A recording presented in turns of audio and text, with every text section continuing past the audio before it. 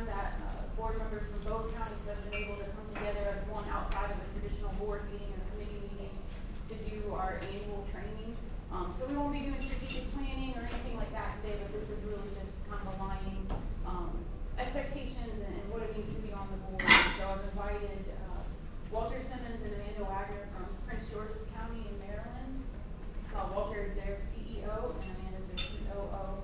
We got our start in workforce development together many moons ago, and they facilitate board retreats and do things like that for local workforce boards. So I thought it would be really nice to have them come and share their insights and input. So I'm going to hand that over to them and we'll take it from there. Thank you.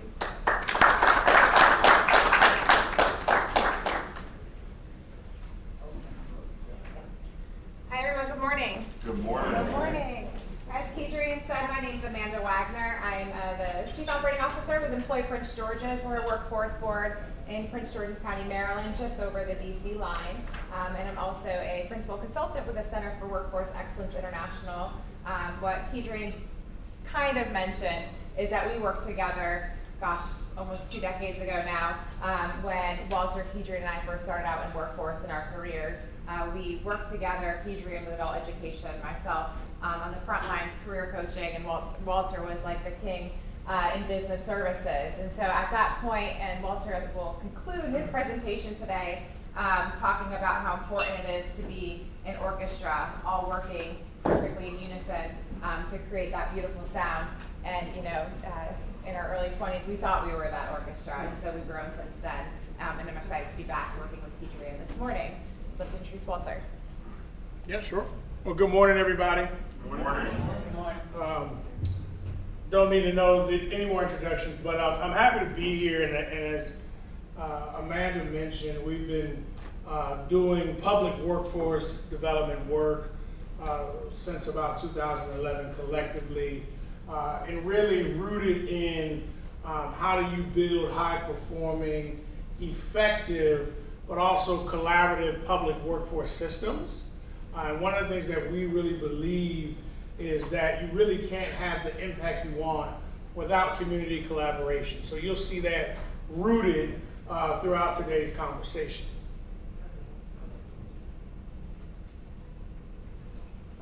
So one of the big things that we always like to lay a foundation for is you know, where do we get started? We like to get started to know who you're talking to. I think we need to change the timer there. Sorry. Opposite, yeah. So while they're working on that, I know it, believe me, I trust me. I always like to start any kind of facilitation with knowing who your speakers are. Because if you don't know who your speakers are, how can you trust what they're saying? So we are the Center for Workforce Excellence International. And after a decade plus in public workforce, I realized honestly that there were a lot of consultants overcharging for their services. I also realized that I had learned more from people that had been doing this work for decades than I learned from the expensive consultants we were paying. But we also saw that there was a gap, because I saw many workforce practitioners across the country that were amazing, but they were in their little bubble, minding their business, paying their mortgage, and they didn't have anything to do with the system. And I was like, but people need to know. So we started the Center for Workforce Excellence International as a kind of community of practice, practitioner-led consulting arm. We got here, of course, as Kadrian mentioned, we are practitioners ourselves. So I lead the workforce system in Prince George's County, Maryland. We surround DC on 3 sides. A lot of times when you see stuff going on in DC, they're not actually in DC, because conferences and meeting spaces in DC are expensive. They're actually in Prince George's County. They're just going to give us credit for it.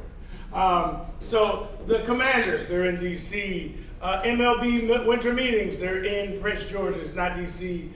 Some of your Miss World is not in DC, it's in Prince George's. So I hate to break it to anybody, but a lot of those events are actually in Prince George's, not in DC. And we have the Prince George's County Workforce Board, and we created the first, when you talk about communities and partnership, we created the first workforce system in America that was a free membership network. We created that as a necessity. We didn't have any money, so we needed other partners to help us achieve our goals. And today we have one of the largest workforce systems in America with 292 signed MOU partners and over 80,000 people served, job seekers and adults, every year. We also have a host of job centers. We have about 8 job centers. We highlighted 3. We have one of the first business-led job centers, actually business-funded job centers. We partnered with anybody familiar with Tanger Outlets, right? So we have the first job center inside of the Tanger Outlets that was funded by MGM and Tanger. And when we talk about collaboration and partnership, and we talk about engaging with businesses, if businesses see value in what you provide and you can meet their bottom line, we've shown that they will invest in what you do. So we also have a job center in a healthcare facility. We also have a job center in a local union, all of which are really developed, construction built, and paid for from private sector funds because of what we're doing for their bottom line, and we integrate into our business community. We formed Employ Prince George's in 2018. We then went to regional service delivery because businesses started asking us, can you come to Virginia? Can you come to DC? Can you come to Maryland? We said, well, we don't have funding and grants in the area, but if you help fund it, we can. And businesses started giving us contracts to do business engagement for them. And so now we have Employee DMV. And then as we started growing, people started asking us, can you come speak? Can you come speak? And I said, hey, my county elected officials are not going to pay for me to come to Iowa to speak. And that's when people said we can pay you, and that's what started the Center for Workforce Excellence International. But we are going to focus on 3 P's: practice, proven principles. Everything that we do, we take, we practice, we see it from ourselves or other workforce professionals across the country. We identify scalable and replicable principles that are put into everyday action, because we wouldn't want to give you anything that we haven't fully flushed out that could potentially lead to devastating impacts to your community. So that's where we are today. Any questions so far? All right, great. So we're all in the right room. All right. Do you normally work when you come to a town, like for example, in this case, Tampa, you work with a local? Yeah, so we work with locals primarily, but anytime a state wants to scale, we have done work when a state sees something that they want us to replicate throughout the state. So we have done work with the state of Iowa on career pathways. We've also currently have a contract with Kentucky, the Kentucky Governor's Office, their Education and Labor Cabinet, as they really work to modernize their entire system. They really like some of the systems that Joe had in Florida, and want to do that. So we've also worked with territories like the Virgin Islands. We work with nonprofits. We work with actually local governments have called us in if they wanted to start workforce opportunities. So we do primarily local, but we have done everything. And we literally say we do it across the country because we have contracts in Oregon and have had contracts in the U.S. Virgin Islands. So literally Washington State, Oregon, Virgin Islands. So literally across the country, we got a lot of frequent flyer miles. My question was more towards to make sure I personally, because I'm a business owner, I advocate reducing whatever you go, the local force or the local companies, because of the economical impact of the fact that it's our taxes. So I want you to remember that. I'm going to ask you a question. Give me your name again. Mercedes. Mercedes. I'm going to ask you a question. She just answered one of the questions, so if she does not list it in one of her answers, we're going to give her the eye. Yeah. You're going to see the slide, and it's going to be one of the questions. She did exactly what you want me to do. We're going to talk about selfish teamwork. You've heard that before in some of the workforce. Selfish teamwork from all of you in this room is how you increase ROI. And I believe there's no point in you being on this board, being away from your job, being away from your family, if you're not getting a return on investment. All right? All right, we're going to get started with a quick icebreaker. I want you all to please stand up, and I want you to find a partner that you don't already know. I saw you all working together this morning, and it sounds like most of you know each other, so this might be a little hard. But try your best to find a partner that you don't know. So we're going to do a quick icebreaker called Stomp, Snap, and Clap. Don't be scared. Don't be scared.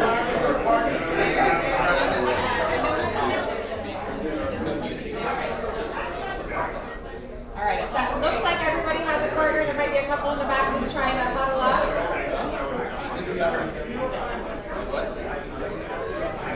And, all right, y'all. We are going to start this icebreaker. If you'll face your partner, and you all are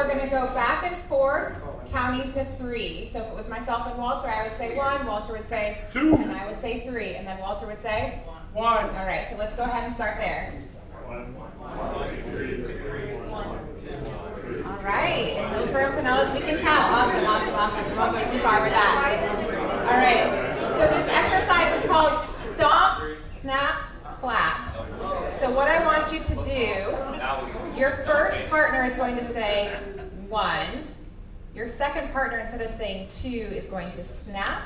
And then the third partner is going to say number 3. So it will go something like this. It'll go 1, and we'll hear a snap, and then 3. And then you would say 1, you would snap, and then you would say 3. Let's see if we can do it. Yeah. Oh, we got y'all already.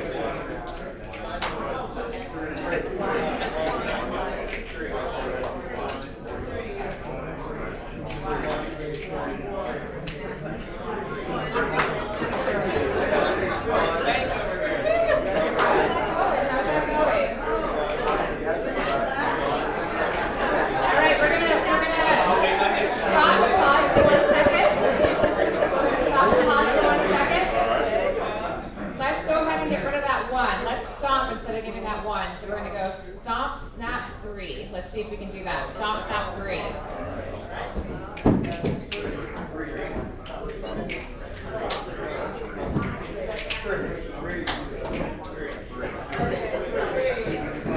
It's a little slow. Can you pick up the pace a little bit?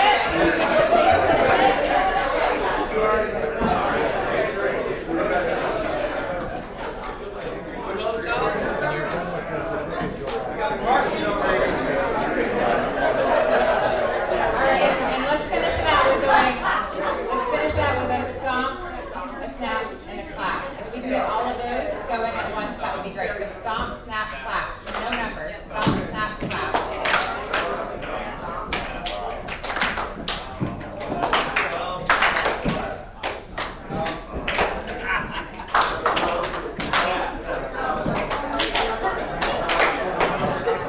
All right, you all are great.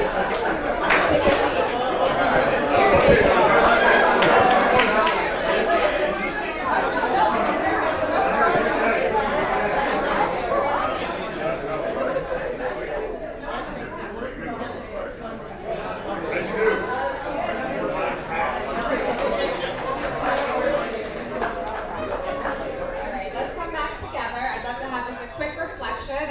Hear how you all felt about that exercise. Unfair. Why was it unfair? Totally unfair. Anybody else have a reflection besides unfair? You like it? Yeah? Okay, great. The brain. Get your brain moving on a Monday morning? Yeah. Awesome. Well, that exercise is really meant to put us in a frame of mind similar to what we're going to do for the rest of today. It may feel a little bit uncomfortable. I saw a couple eye rolls. I saw a few people that started and then stopped, and then maybe tripped over themselves and had to start again. What I want to say is this is very much like workforce development. Oftentimes we get a new set of instructions, we have a new leader, we have new things that we have to accomplish, and it feels like we have a groove and then we might trip and we have to start over again. And we have to find a new rhythm. Luckily for you all, actually I do this icebreaker quite a lot, you all got into the rhythm pretty quick, and you also had a good attitude. I would say out of all the times that I've done this icebreaker, I'm not sure I've heard so much laughing. So it sounds like you all have a good sense of humor and can just say, all right, I may have tripped over myself, but let's pick it up and go again. So I was really proud to see what you all were doing. And ultimately, I think that's based on your experience. You all have been through a lot in the past year, merging together. And really, when we're working together through a collective impact model, it's really important to think about opportunities where you can just pause and say, okay, that didn't go right, but let's pick it up and let's do it again. And I think through experience, you were really successful in that icebreaker. So I appreciate you all participating early on a Monday morning, and hopefully that's something that you may even be able to take back with your teams moving forward. One thing that Walter's going to touch on a little bit, having trouble with this clicker. One thing Walter's going to talk about in a little bit is the collective impact model, and I mentioned it in my opening remarks. And I think that you all are all well on your way to a collective impact model, but essentially that's really working together to make sure you have a specific form of collaboration and approach to solve social problems. So how are we working together and make sure we're all operating on the same accord when we're approaching the workforce challenges in this region? We're going to be looking at an isolated impact that rectifies many of the issues related and associated with it. And we're going to make sure that we're looking at things through a different lens. So it's not just yourself and your business or your agency, but making sure that we're looking at the workforce development model through a different lens to make sure that we are thinking of all of our constituents in the region.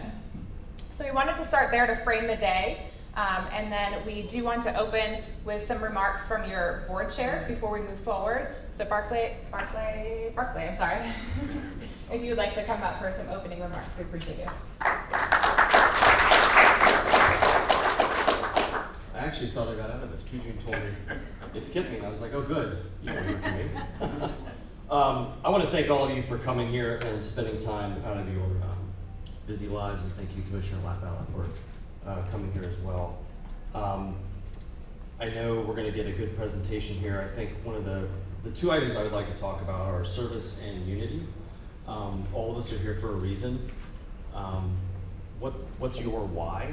I think that's important. Doesn't necessarily have to be answered today, but I think it's something to be conscious of and thinking about. I joined CareerSource in 2018 when we were in absolute crisis mode. And it's been interesting over the past 6 years to now arrive at a merged model where we have, I think, a very good executive leadership team in place. Very different from when I came into CareerSource several years ago. Why am I here? Karma.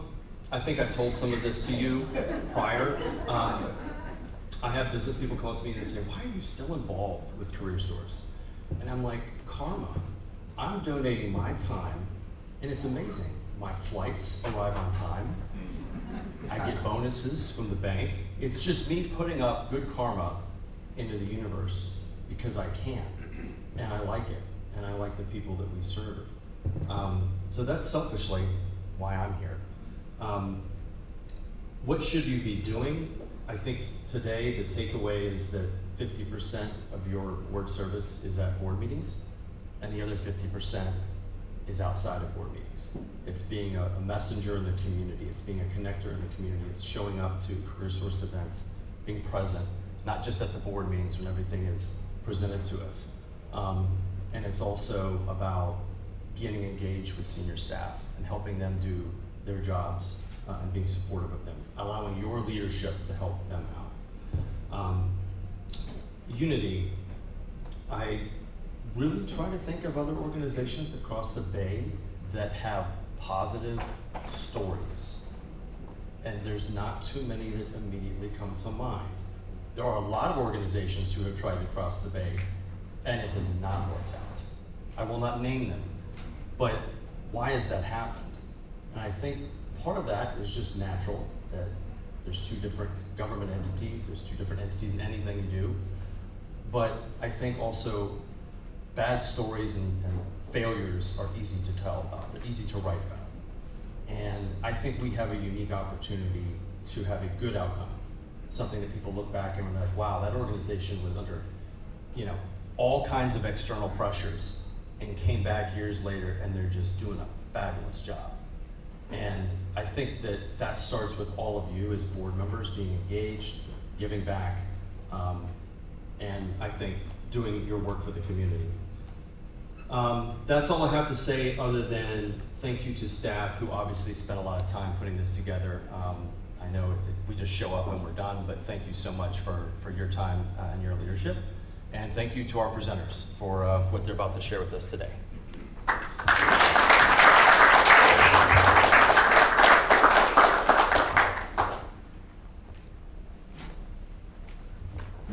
want to know how big those bonuses are you mentioned.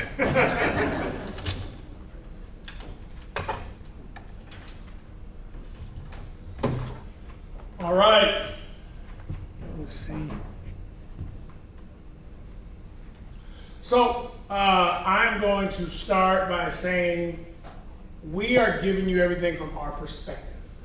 It is not going to be exactly able for you to duplicate. It's going to be there for you to interpret, right? What we're giving you is a framework that Kedrian and the team and Barclay will use as you see, how do we use this for our region? How do we use this for Pinellas and Hillsborough? What does that look like, right? And that is the goal, because I don't believe that there is a rubber stamp to every community. Every community is different, and you have to customize it to meet your needs. Now, with that said, this today is about you.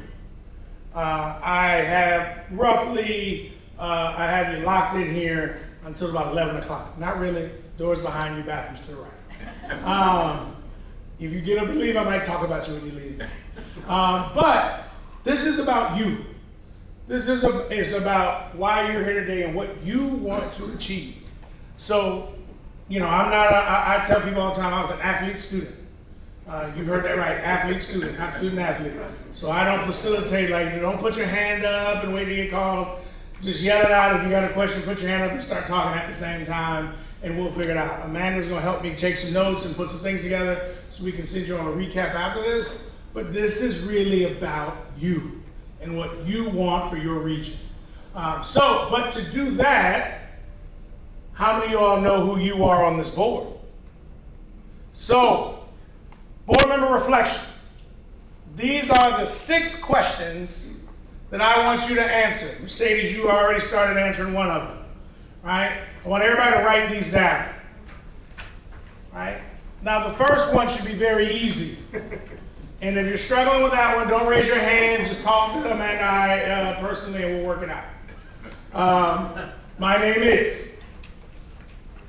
Number 2, my employer is. Number 3, I represent blank on this board.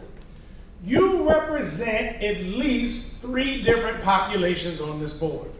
At least 3. We normally say people represent about 5 different populations. So we're gonna ask you to think about that. Number 4, my expertise is blank. What is your specific expertise that you're bringing to this board that is unique to you, that is going to help this board achieve its goals?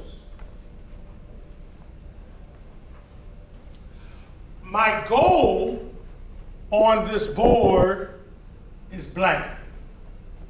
I'm not asking for the board's goal. My goal on this board is blank. Mercedes, that's the question that I think you answered earlier when she said, I want to see. Great. And then this year, this fiscal year, your fiscal year is July through June, right? So we're at the start of our fiscal year.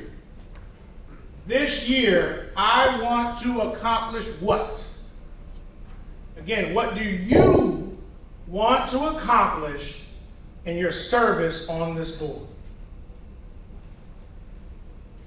These are the 6 questions that we are going to talk about today, or that we're going to integrate into today. And you're going to hear me talk about ROI and selfish teamwork. I don't believe, coming from, my father was a small business owner,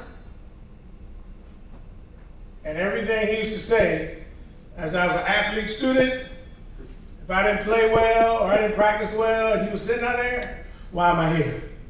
You think I'm here to watch you sit on the bench? I could have been at work today.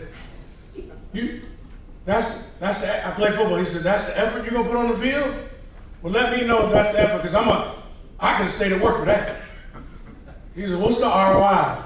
And that's why I became an athlete student, because he said, that's the grade you want? You didn't tell me you wanted a good grade. You said you wanted a good athlete, so you got to be more specific, sir. Right? But it really helped me understand, because he said, people are coming to watch you. They're taking time away. What are you giving us to watch? And he integrated that into everything to say, if you are going to give your time, you coming to practice, you're going to play, and you're not going to do your best, well, why are you giving away all these hours? All right? And so that has taken me in my career to make sure that I'm getting that ROI, and that's what I ask my board members. Right? And then selfish teamwork. We have to meet a goal for Hillsborough and Pinellas and Hillsborough. You all have to reach that goal. So while you do need to get your ROI, there's an ROI that this region is looking for from you. And so that's why I want you to be selfish and know why you're here, and then how does that contribute to this economy? Because that's what we're focused on. We need a strong economy. States only succeed if their local areas succeed. The federal government only succeeds if states succeed. So we have to have a successful economy for our communities, our job seekers, and our businesses. So, I took me for a loop quick. There's a good edit right there. So understanding the national workforce system. We're going to do a framework here. So what is workforce development? Workforce development, and I like to move. Workforce development is an American approach to economic development that is really focused on the economic stability and prosperity of a region through the focus on people. Right? The people in that region. Economic development focuses on the same stability and prosperity of the region with a focus on the business. And this is why I used to work in economic development. I always say workforce development is economic development, and you can't have economic development without workforce development. Now, we also have woven into this relationship community development. Because many times, I'm sure Keisha and her team, when you're working with a business to recruit, I've been out here, they said, I need to hire people, I can't retain people. I said, okay, ship me your job description. We don't really have a job description. Okay.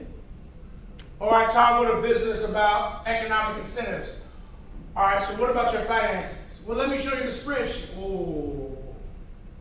Right? Or we're working with a job seeker and we're trying to get them in training, but they don't have running water, or they're facing eviction.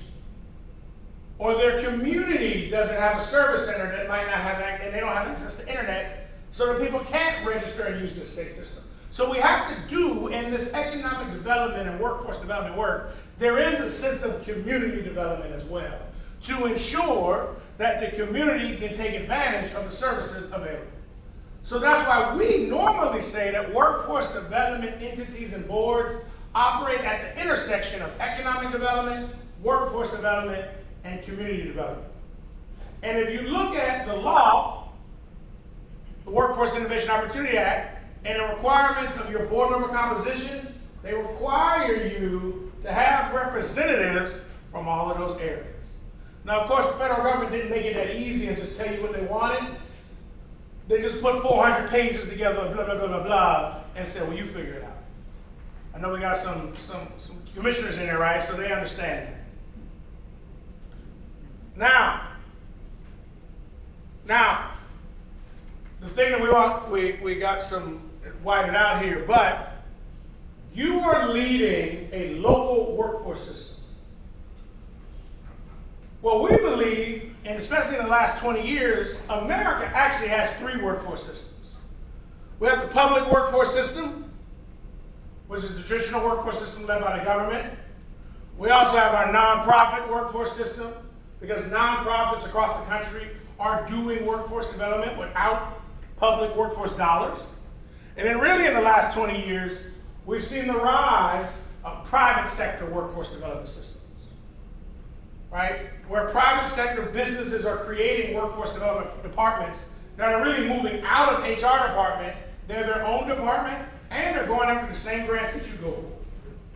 CBS sits on our board, and they always sit down and say, hey, we're writing this grant. First time I heard it, about 10 years ago, I said, you going for the same grant I'm going for? I looked at my team and said, we have to compete with CBS? What? Right? You got to compete with Amazon's workforce development team. You have to work with Comcast's workforce development team, Google's workforce development team. So private sector companies also have workforce development, have their own systems. the goal that we see for local workforce development systems is how do they incorporate all three of those into their local area to really move their local economy forward. Now, we can't talk about the public workforce system without talking about legislation. I'm not going to go deep into this today. Barclay said 4 hours. This right here is 45 minutes that we're going to shave off of today. All right? It's really good, though, I use it to understand where we came from. And the Moral Land Act, when you get time, and you spare time to read in 1862, that is the first public workforce legislation. Unfortunately, to give you an idea of how far or how not far our country has come, you know why anybody familiar with the Moral Land Act? All right, tell me about it. What you think? Well, it really evolved out of the relationship between federal, state, and local government, and I don't know if you want to call it federalism, but how it all evolved to create land-grant colleges. As the evolution of that relationship between federal, state, and local took place in the federal system. And what's your name? Michael. And where you from, Michael? What business? Wikipedia. Sounds about right. We can run applause for that one. I can tell you right now, Michael's the first person in the last 6 years to answer that one. So I'll definitely give you I want to be on the record that I contributed more than we're stating. All right, I'm going to go on this side now. So, Michael's right. But when they created this, states were looking for talent. They needed to create talent. And they didn't have the infrastructure to create talent. And so they started creating land grants to give states funding through federal lands to generate money to create institutions to create skilled labor. So since 1860s, we've been talking in each state about how do we generate a talent pipeline to meet the needs of businesses. Does that sound familiar? 2025, states are still trying to identify, working with businesses, how to use federal and state dollars to create a skilled labor force to meet their talent pipeline needs. So we have evolved, but we are still having some of the same conversations of businesses meeting the need of talent since the 1860s. Just to give you an idea, so Michael, that's great. Mercedes, I'm going to give you a chance to come back. And then we went through the major WIA to WIOA legislation. Kedrian and I started in WIA. And then the American Rescue Plan Act during COVID. And most recently, the One Big Beautiful Bill Act in 2025, which really has started a huge conversation around workforce Pell Grants. And we probably have some more legislation forthcoming related to workforce development. Now, we talk about what is workforce development. What is WIOA? How many of you all have read WIOA? All right. That's also more than normal. WIOA, Section 2, Subsection 1 has the purpose. Literally, after you get after definitions, the very first sentence says, the purpose of WIOA is to increase for individuals in the United States, particularly those individuals with barriers to employment, access to and opportunities for employment, education, training, and support services that they need to succeed in the labor market. See, you all don't have time to read 400 pages. That's why we highlight it. We just go from the start. Very first sentence after we get through definitions. Now, what does the U.S. public workforce system look like? And we'll make sure you get these slides afterwards. Well, they already have them, actually. We're not as innovative as we like to think. Right? America's workforce system is structured like the U.S. government. You have a chief elected official, and you have a governing body. Federal, President, United States Congress. You have a United States public workforce system, which is your American Job Center network. It's government-led, government-funded. You then have an administrative entity, fiscal entity, the United States Department of Labor. That's where your wheel of funds legislation. And then you also have your partners. Department of Health and Human Services, Department of Housing and Urban Development, Department of Education, Transportation, Commerce, Justice, Labor, and Agriculture. That's what you would call if you had your federally mandated partners. Now at the state level, you still have your chief elected official, your governor. What happens is, they switched it at the state level that the governing body is not your state legislature. Because they wanted to make sure that businesses and local leaders had a voice in what their workforce system did. So they had the governor's workforce board, then you had your administrative, your fiscal entity, State Department of Labor, or State Commerce in Florida. Then you have your public workforce system governing bodies broken out by region that your governor identifies. And then they also take multiple local areas and create these workforce regions. That's the state level. Anybody here on the state workforce board, CareerSource Florida? I would put that, Keidron, as one of your goals. Because that board is making decisions for Pinellas and Hillsborough. And if you don't have representation, how do you know that they're making the right decision or speaking on behalf of you, your communities, your businesses, and your stakeholders? Also, when you think about funding. So that was one of the goals that once we got on our feet and started rolling in Prince George's, around about the third or fourth year, it's about to get interesting right there. Around about the third or fourth year, I started seeing decisions at our state workforce board that didn't help us. I went and looked at the roster and I said, well, that makes sense. Out of about 50 people, we have one person. But we have the second largest economy in the state of Maryland, one person on the board. Right? Today, about 20% of that board is Prince George's County. I started talking to my big businesses, MGM, Six Flags, CVS, the local health system. And I said, hey, you can help me by submitting this application and getting on this board. And when they start talking about the allocation of resources and regional planning, you can be involved in that conversation. So that's one thing to think about, is how do we get members of this board on the governor's workforce board at the decision-making level? All right? All right, now,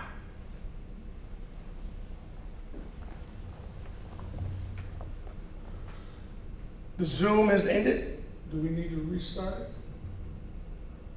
Nope, okay. That's what happens when you let me control it. Amanda will tell you, I'll end the Zoom meeting real quick on accident. I'm done with this conversation, I'm ready to go on. Now, local public workforce system, you have your geographical area. That area creates that geographical area, they look at cities, they look at counties, they look at regions, and they create your local workforce area. You have a chief elected official or officials. You all have your consortium, the public workforce, the governing body, your local workforce board, your administrative and fiscal entity, which you have CareerSource Tampa, and a certified American Job Center. You're mandated to have at least one, and your mandatory partners. Now, let's talk a little bit about your administrative and fiscal entity. We have any CLEOs in the room, chief local elected officials representing your consortium. All right, how you doing? What's your name, sir? Chris. Chris, how you doing? I'm doing well. How are you? Great, For great. the record, I used to be on the state workforce board. Awesome. So All right, good. That's good. doesn't really help us much now, but we can figure that out. So this is key. Your chief local elected officials bear the fiscal responsibility of what happens with your federal dollars that are allocated to the state in this area. They have to make sure, and we'll talk about it in your 17, you have 17 federally required functions from the United States of what you all do. Several of those relate to the management of these dollars. You have to receive the dollars. You have to account for the dollars. You have to get monitored and audited and report on these dollars. You also have to distribute these dollars. and you have to distribute them in accordance with federal and state law, right?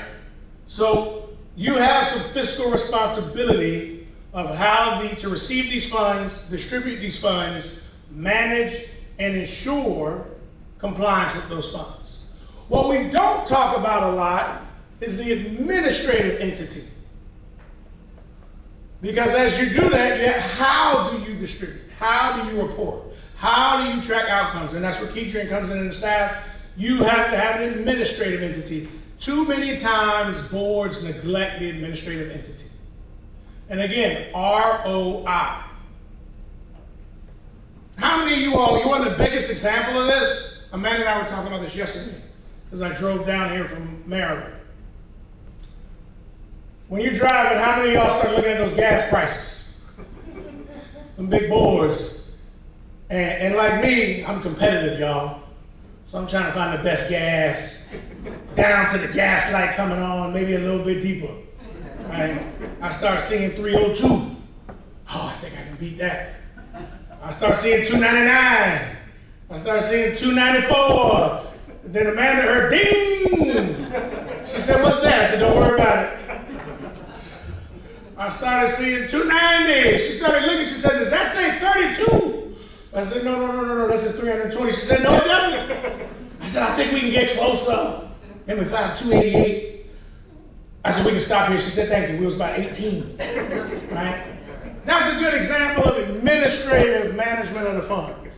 Right? I was going to pay the difference for the record. Yeah. Right. She was like, "Can we please stop?" But the question is, with your funds, administrative management, you can just go to 302 gas, Amanda, and we can pay, right? We can pay 14 cents more per gallon, or we can figure out how to make the most out of our money, spend it effectively, but get the ROI and go to 288. But also, you can't get to 288 and run out of gas, because you want to get the best price, but you sacrifice your mission and your operations.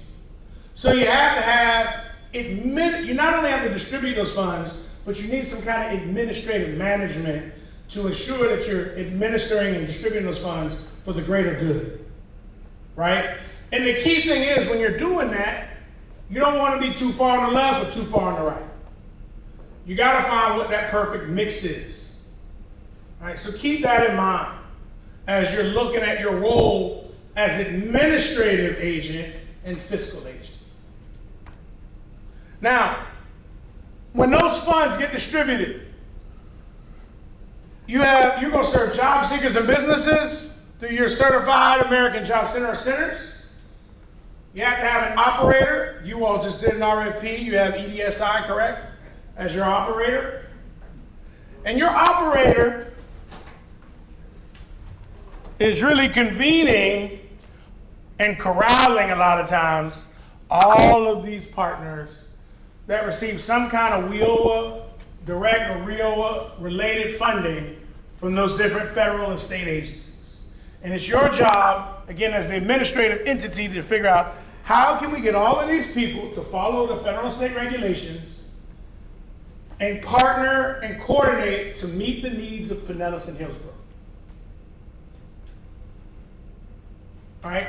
And how do we help leverage? Now, your funding is really going to be core at that WIOA Title I, Adult, Youth, and Dislocated Work.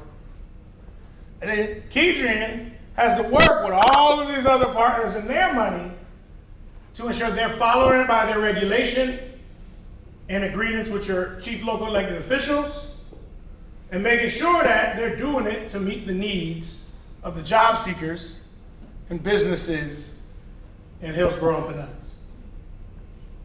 Now, there are 17 required functions that they've identified for you all to do this, right?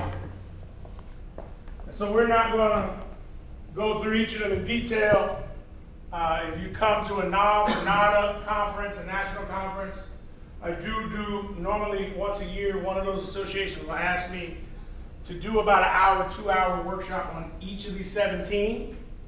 But I'm going to go through them today. Member composition. Has everybody wrote their 6 answers yet?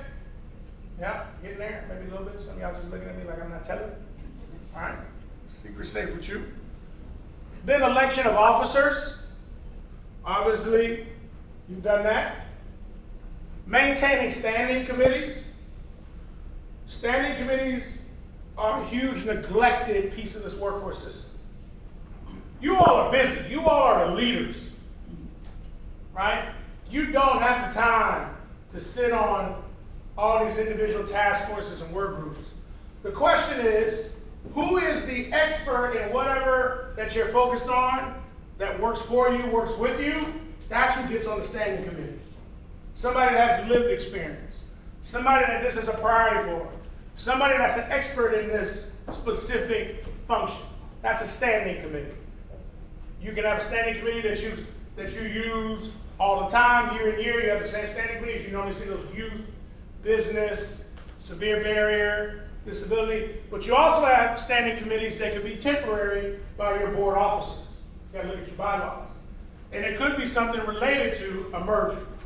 It could be something related to a big economic focus area, or an economic hardship, or a goal that you have from your CLEOs, or something that your business leaders have identified, or your education.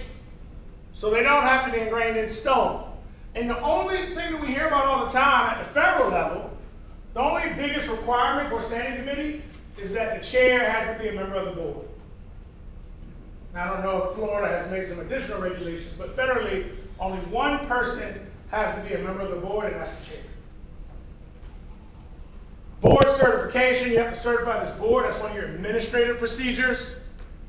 You have to know your state plan and the development of your local and regional plans. You have to conduct research and regional labor market analysis. That should drive your operations, your contracts, and your federal spending. Convene, broker, and leverage partnerships. Again, who do you represent on this board? And are you bringing that representation to the table? You're going to bring them to the table when you're in this room, but when you have a community table, are you bringing your colleagues with you? Employer engagement. Career pathways development. Identifying proven and promising practices. That's why Keisha reached out to us. Technology. How do you have technology to improve what you're doing, to increase accessibility, also increase efficiency? Program oversight. Performance negotiations and accountability. Selection of your operators and providers. We just talked about your one-stop operator. Coordination with education providers. And I'm talking about K through 12. I'm talking about your CTE, your high school, your vocational programs, post-secondary on up to your 4-year. Then budget and administration, and accessibility for individuals with disabilities. Those are the 17 functions. We will provide Kedrian with a strategic operations tracker. Again, practice proven principles. My very first board meeting, my board chair walked up to me and she said, "Hey, how you doing?" I said, "Hey, how you doing, Walter?" She said, "I'm the board chair." All right. Now, my CLEOs had selected me without my board's inclusion. So that was my first board meeting, first meeting. She told me, "It's nice to meet you. Just want to let you know the sun is setting on your board with my time." Now, we met at 8 o'clock. This is about 7:30. I said, "Well, the sun's just coming out to me since you got me here at 7:15 in the morning." But really what she was saying is my board at that time had about 7 people. And about 3 people showed up to that first board meeting. She was letting me know, "You getting ready to not have a board chair, you getting ready to not have a board. 3 of us about to be out of here." Right? And so I really had to look at and explain to them why they were here and what we were going to do. And that's where, when I read the law, when I look at section 107 and section 108, and I had to go through all of the legislative mumbo jumbo, and I pulled out what they specifically said we needed to do, and we created something called a strategic operations tracker that we will give you all. We've been leading that from when we had 25 staff, and we had about $6 million and one job center and really only the mandated partners. And we led that strategic operations tracker. We identified what was the required function. We identified the blur from the law and simplified it for our board members. We identified current project and task, and we assigned it to a standing committee. And it gave purpose to our board, and we put it at every single meeting. We still review this, almost 10 years later, we still review it every single meeting. Everybody knows where we are. We have it on a shared folder. Everybody knows it. They know what we're working for. They know what our goal is. And I believe in it because today we have 130 staff and we've grown to a $30 million budget. We went from serving 15,000 people a year to today we serve over 80,000 people a year. 8 locations. Right? And to tell you, most of our money does not come from the federal government. And we really focus on the strategic operations. Why are you here? And if we're not meeting our goals, if we're not turning ROI for our businesses, our jobs, and our community, we should go home. I love what your chair said. What's your why? Because if you're not meeting that why, stop showing up. Now, to do that, to know your why, you got to understand your role. Your board member composition, and again, you got to know your role, starts with those 6 questions. Number 1 should be easy. Your board composition is inclusive, federally required, was 51% business. Your board chair has to be a representative of business. 20% workforce. I saw that on your website. Representatives of education, adult education, institutional higher education, local education entities. Economic development and community development, which includes the organizations and the entities that they represent. Your state Wagner-Pizer Act, your Wheel Title IV, your vocational rehabilitation. You also have representation of housing, transportation, public assistance. You have the option to include philanthropic entities, other funders. You are a funder. How do you partner with other funders? And then chief elected officials. That's your board composition. Now, you are a board director. You're in control. You are leading your board. Now, I asked you, who's your employer? I asked you, who do you represent? At least 3 that you represent population groups. I asked you, what is your goal? I asked you, what do you want to accomplish this year? Anybody, what is a board of directors equivalent to? As we pause here, what is the board equivalent to when we went through the structure of government? It's not a rhetorical question. Legislative body? Legislative body? Yeah, I was going to say the same thing. I wasn't in, but yeah. Yep. You are the Workforce Development Congress for Hillsborough and Pinellas. I hope y'all are more effective than what we got in here. I hope so. Chris, right? Yes, sir. I hope so, sir. I live with you. It's tough. I wonder sometimes, do y'all even know how to get out the building? Right? You're left or right, or y'all debate it as you walk out. Can you imagine going to the bathroom in Capitol Hill? You know, you go. Right? It's tough. I've been through when you have to speak in Congress, and it is hard to make a decision. They normally let you know within like 48 hours.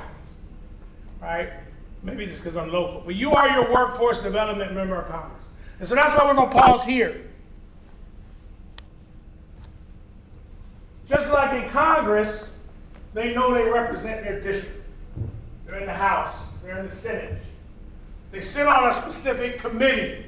that committee is tasked with a specific focus, reviewing, assessing, listening to testimony, and making a recommendation to vote to take to the full body.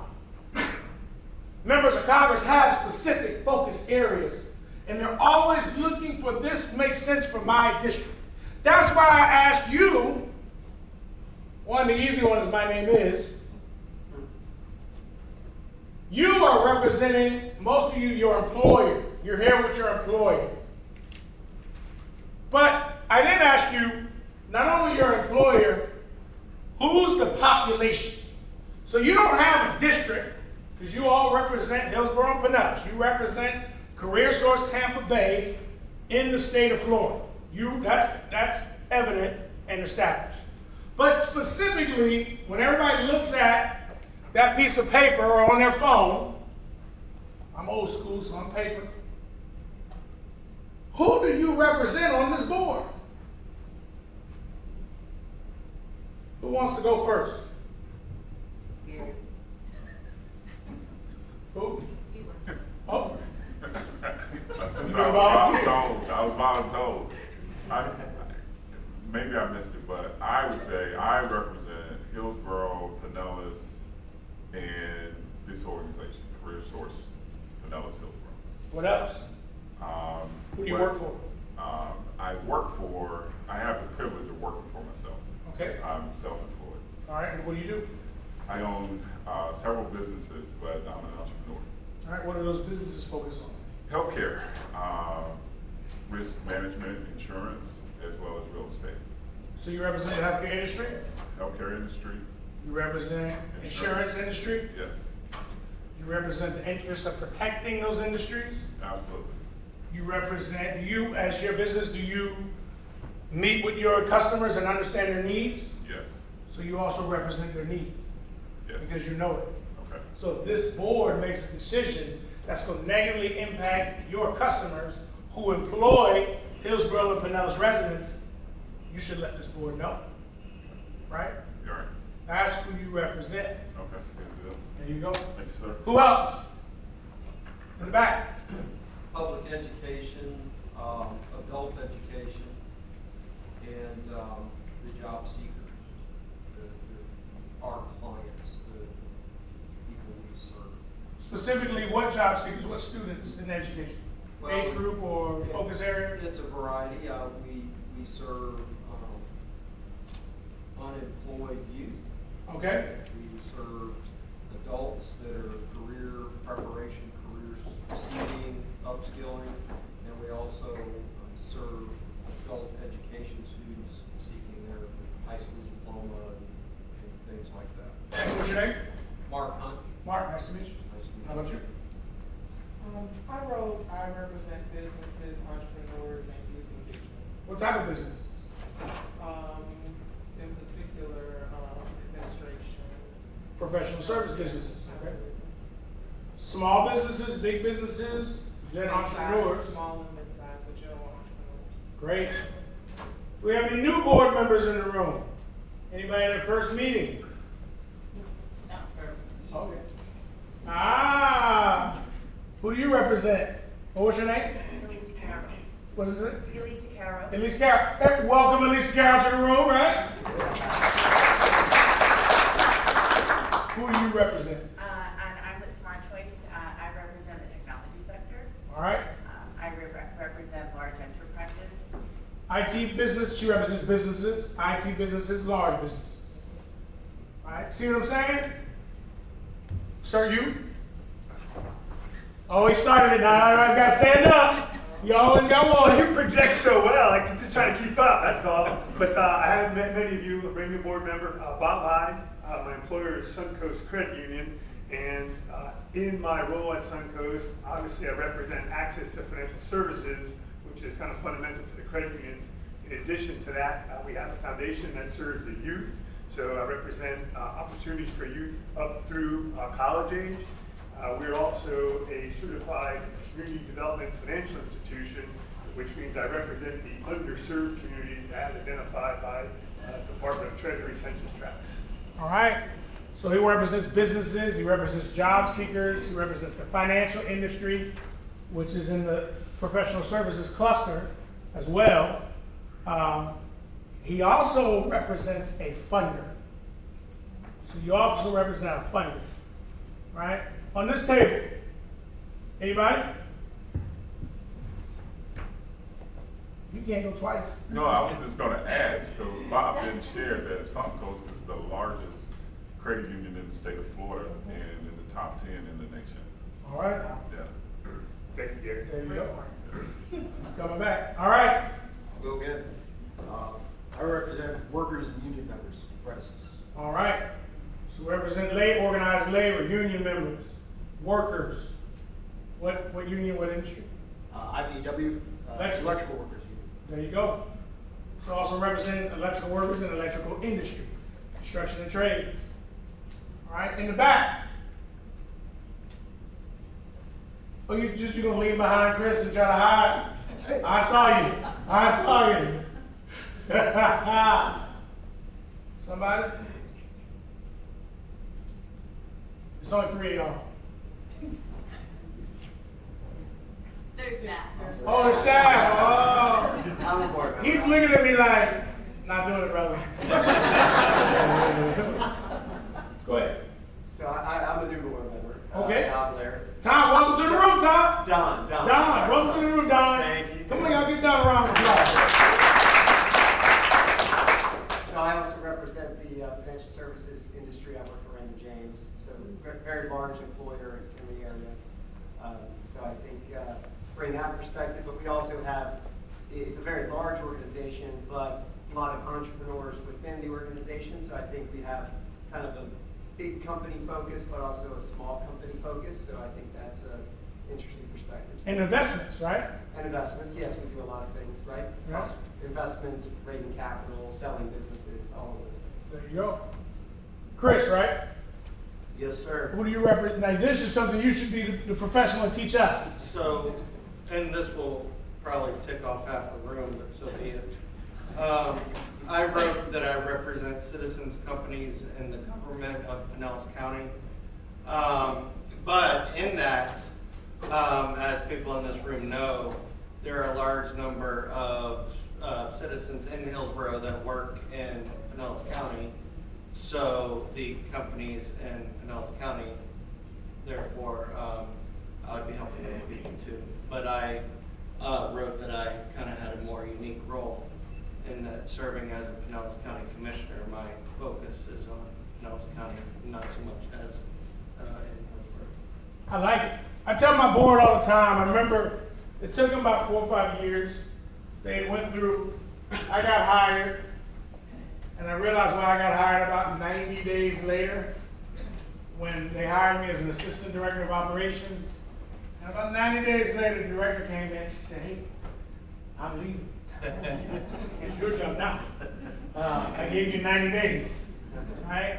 So we went through about 3 directors in about 2 years. Right? But it took me about 4 years before I had my first disagreement on my board. And somebody said, like, Walter, I like you, but I don't agree. Great.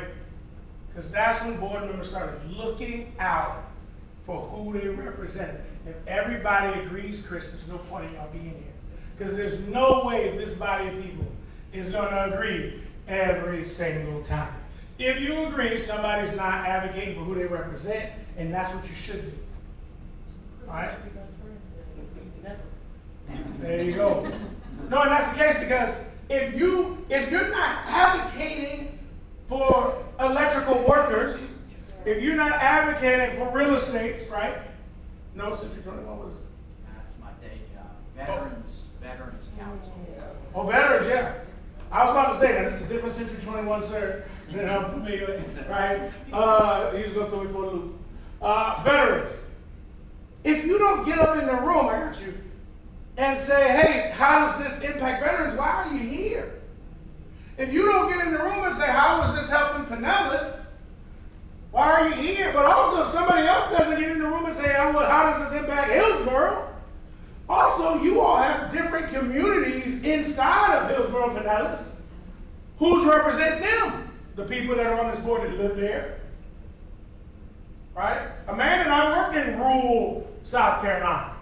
We had a 6-county region, Santee Lynch's, where it took 45 minutes an hour to drive across it. And just because you're in the same county, like Camden County, South Carolina, or Kershaw, everybody in Kershaw didn't agree. They're like, no, that's that side of the county. We're not like that.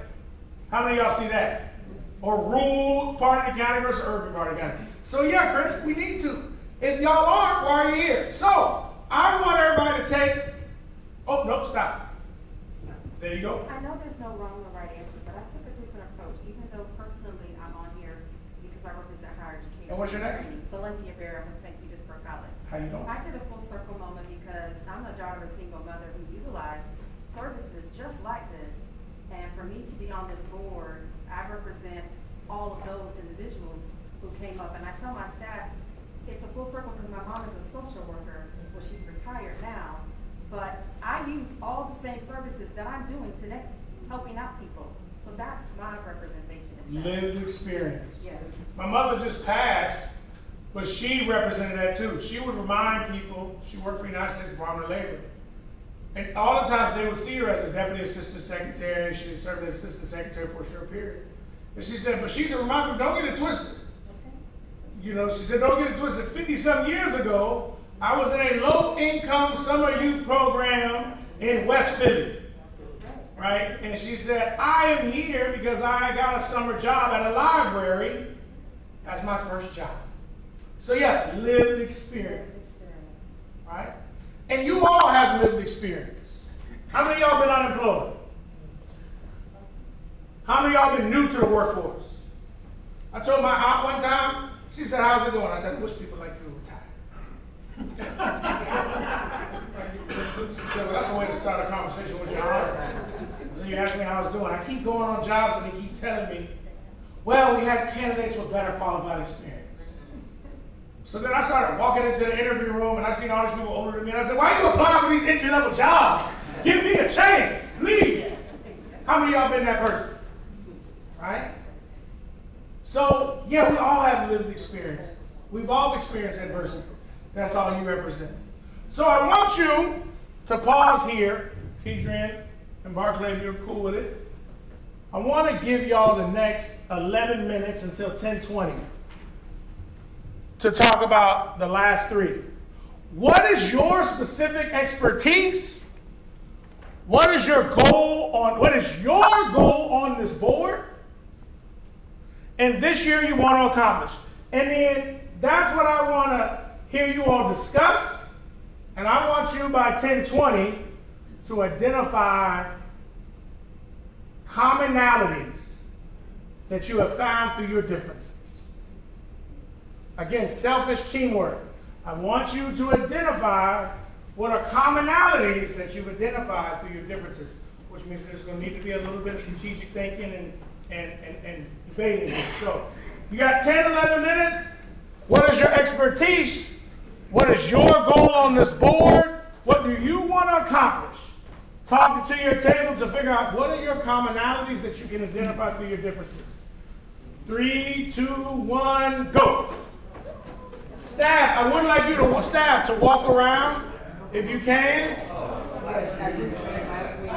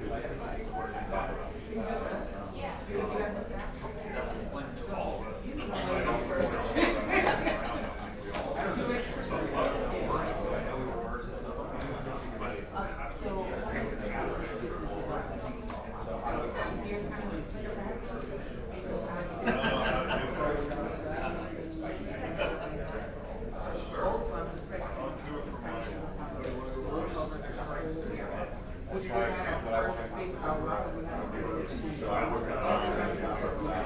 That's the one that has to go through it. She just started, I wasn't ready to.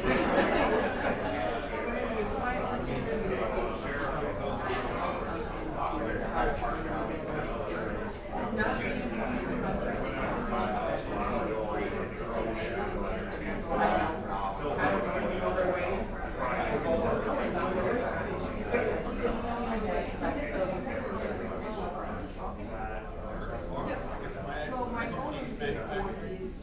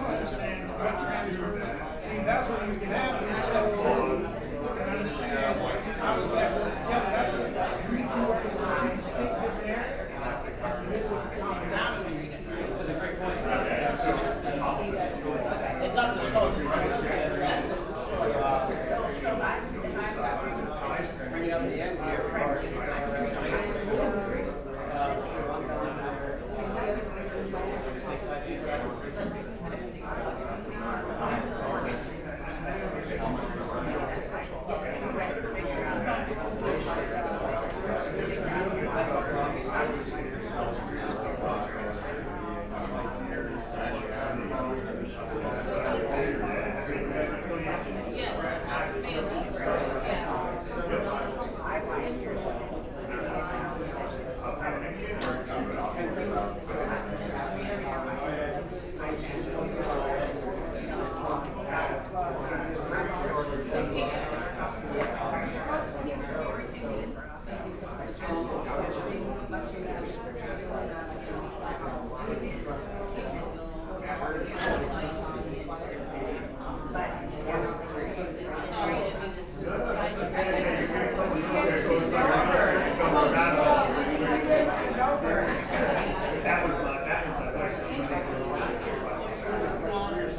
We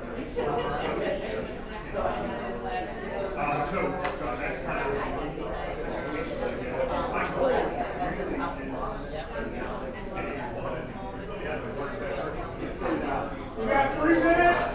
3 minutes. Hopefully you all have identified your differences and are also identifying some commonalities.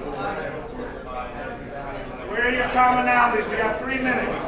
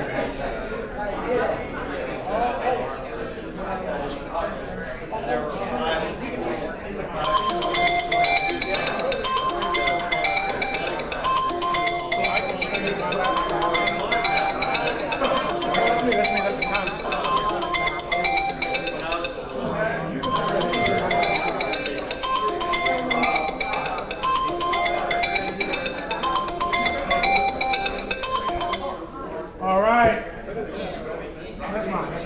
Yeah, that's mine. 10 minutes.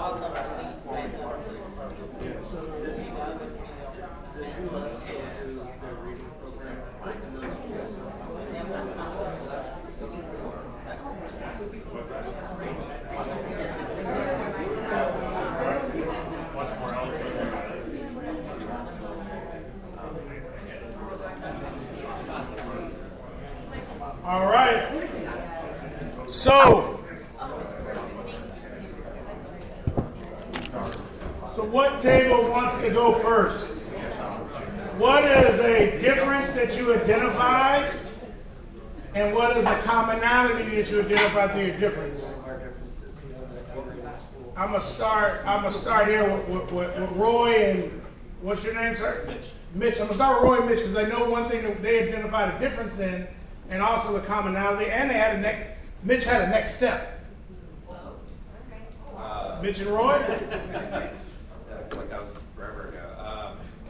So our kind of commonality is that I represent economic development for Hillsborough County, so which includes local businesses as well as businesses coming in from a manufacturing standpoint, as well as other industries.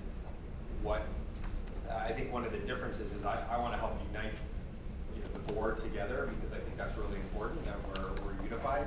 I think what Roy's interest, please correct me if I'm wrong, Roy's interest is really about finding workforce specific to precision manufacturing. And so my next steps were to, potentially coming and touring his facility, as well as trying to figure out ways to help him grow and identify the next group or the next cohort of individuals to help be trained for his company. So Mitch and Roy represent, when they introduced each other, they represented two different areas, two different focuses, but then they identified there were some commonalities, and then Roy gave Mitch his card, and Mitch said, I'm going to be meeting with people, and Roy gave him his card, so I guess that's how Mitch is going to start his meeting. So differences and commonalities. Who wants to go next? There's another table. You got it? We locked eyes. You lock eyes with me, you're in. Well, we realized everybody at this table was from Pineapple, so the difference was we didn't have a Hillsborough person. However, I think we all on the same sheet, we take a personal approach of making sure our people are engaged not just with jobs but careers. And how do we create better talent? And tell me if I'm correct, but better talent and keep our talent within our, not only Pinellas, but Hillsborough, where they're not leaving the state looking for better opportunities. Let us create those opportunities and build a bridge of having, creating talent management and being a better board of stewards of our people. There you go. All right. And you probably might be from the same area, but you represent different populations, different groups, even a smaller geographical footprint. Right? Right? Exactly.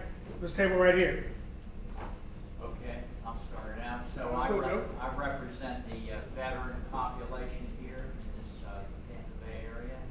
And one of the things that I'm trying to accomplish is to bring a cohesiveness between all the veteran organizations that exist out there, from AMVETS to VFWs, helping them understand, hey, we've got an organization, that being CareerSource in Tampa Bay, that can help your veterans find jobs. And there's nuances as far as a newly separated military person entering the civilian world in the workforce, and different forms that we use and everything like that. And lo and behold, this gentleman mentioned educational part and how there's some commonalities there that we can benefit from. Dr. Mann, you want to highlight that? Sure. A couple of years ago, the state passed legislation that gives college credit, specific college credit for veteran training. So like a medic, or whatever you get, they have a specific list. I don't think you were aware of that. And not a lot of people are, so it's a good connection. So y'all caught that. Joe, Dr. Mann started introducing and talking about educational accessibility. And then Joe went and started talking about veterans. And then Dr. Mann realized that there was something that Joe and his 60 organizations might be able to benefit from that Joe wasn't immediately aware of. Right? If Joe does not specifically say what he wants, that doesn't trigger a response from Dr. Mann to say, hey, did you know about this? Joe said, no, I didn't. They had two different focus areas. But when Joe started talking, Dr. Mann said, hey, wait, I know something that you should use for what you want. Now, Dr. Mann, do you know Don? Don? No. Hey, I know. Dr. Mann, you Dr.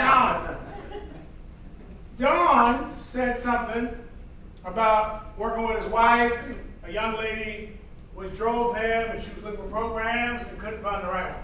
It's funny, the first thing that Dr. Mann said is talking about increasing accessibility to education, post-secondary education.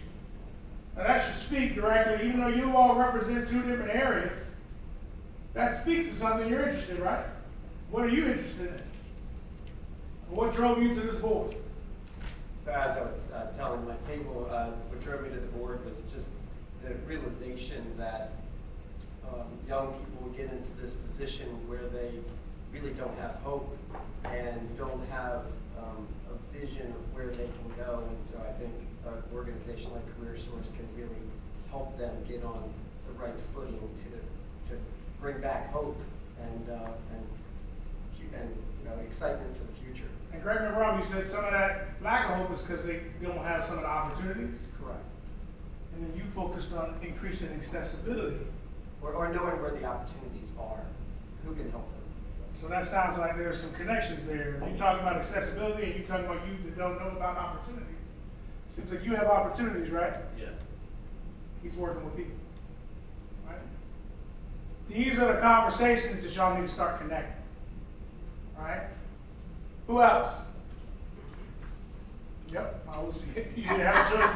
You didn't have a choice anyway, right? Well, this was easy because it was just the two of us. And we explained, the different things that we do, our expertise at the answer to the three questions. And we come from different angles and serve the same community. And actually they are partners with the Chamber. I'm the president of the Hispanic Chamber of Commerce of Tampa Bay. So what we do is support with the youth, the ages like 16 through 24. And my method and our approach is actually developing the business to create jobs to bring to CareerSource for that particular demographic. And our goal and our passion is to be inclusive about it due to, the reports of the numbers that we are having is tragedy that we're going to fix. Mm-hmm. So it's a great opportunity, but we pretty much work in business development. That's the problem. We have I know at least two economic development representatives here today.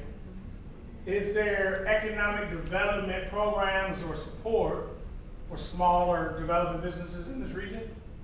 Yes. Yes. Yes. In both of the counties, we all have small business components of our business. Are they on our website? Do we have a list of them? I'm sure they're listed I would hope they would be included as partners, but that is also an area of opportunity for this board because we found that we even have state partners that aren't shown on our website as a resource. So if we're not on there, we should be. And see, that's Chris. That's what I'm talking about. You all, Pinellas, right? They're coming to you because they need something. You all have the opportunity. I'll tell you this. I live by a lot of sayings. Don't get too happy over there, Amanda. You're going to ride back with me. Right? They call them Walter-isms. Right? Successful people can tell you of a time when they took advantage of an opportunity. A successful mindset person.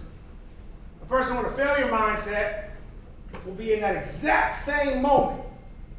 But they won't tell you when the time they took advantage of an opportunity. They'll tell you what time when something happened to them. I always ask our teams and the people we work with, can you find the opportunity? Right?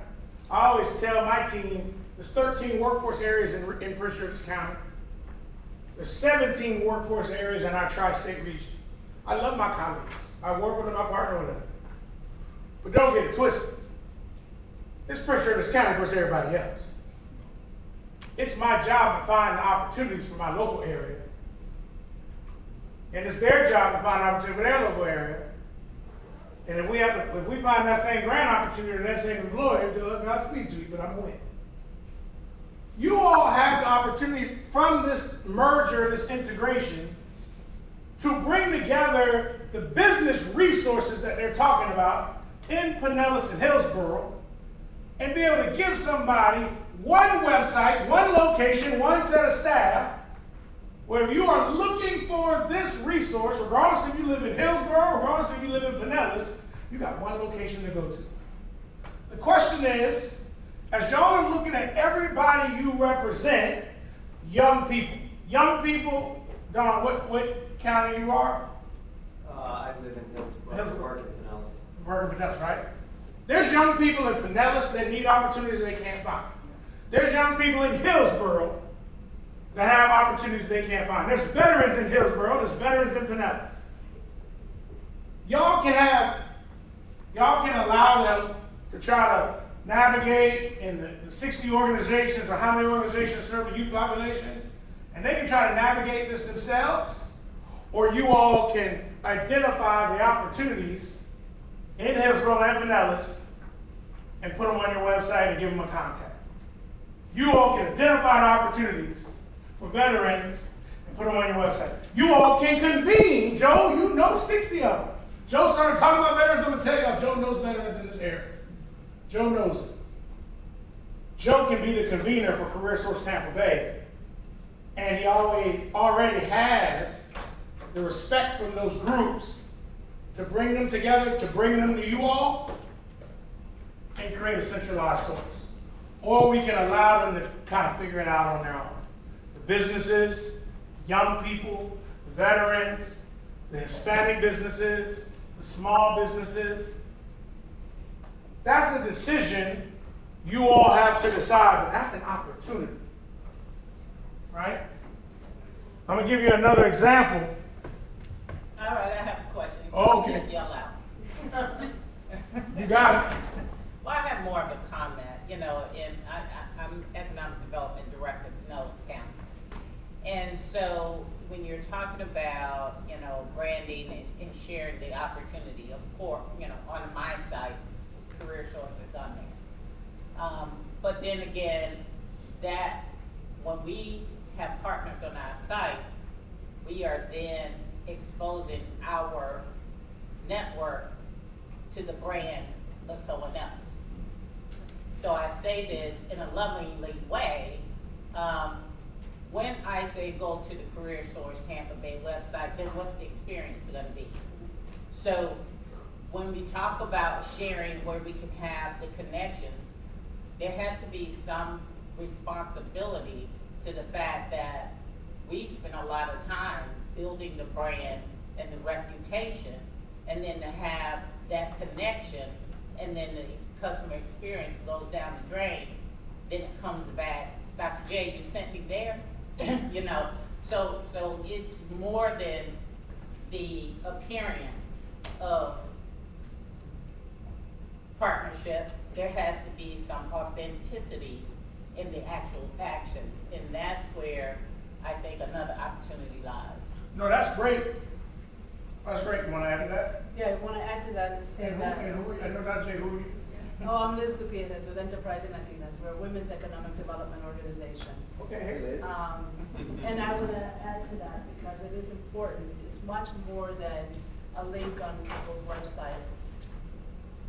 You know, one of the things that I said in the questions that you raised was, what do you want to achieve here? And I say to myself, I want to be able to influence, whether it is the policy, whether it is the programs, or whether it is the practices of the organization, such that the nonprofit sector, which is one of the ones that I represent, is much more connected to CareerSource in real ways, so that those connections can actually make sense. Because it's not just about sending someone to the link, right? Or sharing the link, but there has to be a relationship behind it. There has to be an agreement behind it. There has to be a sharing of resources behind it. Exactly. And this is why I mentioned standing committees. There's too many people in this room that have that deep level of conversation. But what you're talking about is stakeholder experience, customer experience. Y'all are in one of the tourism capitals of America, the world here. You know, they have books the Disney way. They talk about the Marriott, the Hilton way, right? There's different ways unions connect with members. Some of them would discuss the differences in Bricklayers Union versus IBEW, right? So this is something I see as a standing committee. What are your target stakeholders?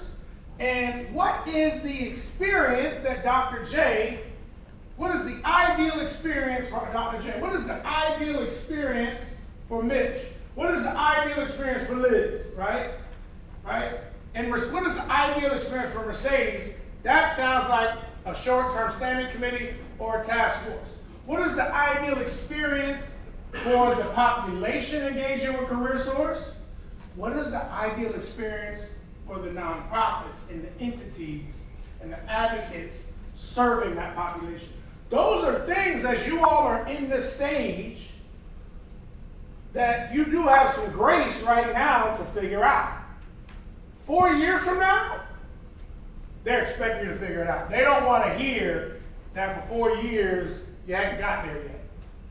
So these are things that then you all have to figure out how to prioritize. But these are the opportunities, the experience of those engaging with you, right? And you all represent them. And that's something that you can add as chair. What do you want to add? So those are things, that's great. I like to take the naysayers and I add them to my board. People come to me, Amanda knows this. I want to talk to you, I don't like it. Great. Can you help me fix it? That's the first thing, I catch it right there. I don't like this is going on in Prince George's. I agree. Can you help me fix it? And then that's when you catch it, right? And either people want to call you out in the middle of a room, or they want to help you solve an issue in the middle of the room. And so as you all look at them, when you hear those experiences, those are people I think you should engage as a board. And remember, one of your functions is convene, broker, and leverage partnerships. Right? That's a function of this board that you all can bring. Right? So, I have a curious. I'm on a few. You have a curious? Yeah. Okay. I'm Jamaican, so my words will be very interesting. So I like it. I'm on a few different boards, and I'm going to bring up a particular board because I love the fact that they're very intentional with lived experience. So the Homeless Leadership Board, of which myself and Teacher's Pet Michael Gelazzo is on, because who knows anything about the land, blah blah blah. The moral land act. But you. Mike and I. Well, you from Prince George, that's why, but no, listen, I digress. So my question is, of your board, do you have individuals who have true, authentic, current lived experience? Because, and I ask that question because we can make decisions all day of what we think based on the individuals that we interact with, but until we get somebody on the board who is actually walking it, we're just doing that top-down solution as opposed to the ground-up actual puzzle piece that's matching the need. I have them on my committees, and we set those committees. And the reason why, we're also certified nonprofit standards for excellence consultants. And so we kind of operate our board like a traditional nonprofit board. And I'm going to give you these. GGIF. GGIF. A gift. Right? What does that mean? As a board, we ask our boards, high-performing organizational boards, board members provide governance, guidance, influence, and fundraising. GGIF. And the reason why a lot of times those that are in those lived experience hardship or barriers, those that are closer to the experience at that time, they can give us the understanding of the lived experience. But we may need somebody that might be a little further away from that experience that has overcome it to help us address it. Right? Because I need an influence. I need Chris stepped out. It's a bad example, right? I told him I was going to call him out. All right? When I identify an issue in Pinellas with homeless, the homeless person can't normally fix the issue for all the rest of the homeless people. But Chris can. Right? That's what I need to do. If my business in manufacturing, Roy, is struggling or they need help, that business can't necessarily help themselves out. Mitch can, or Dr. J can, right? Or they can call you all. There you go. She volunteers you. You get called. There you go. Right? The young person at Hillsborough Community College, or what was formerly Hillsborough Community College. Yes. That's how he introduced himself. He said, I'm from Hillsborough, what was formerly Hillsborough Community College. I didn't go there on that one. I just said yes. But when you said education, the young people in Hillsborough were looking for the opportunities, and he said access, that young person can't create the opportunity, but Dr. Mann can.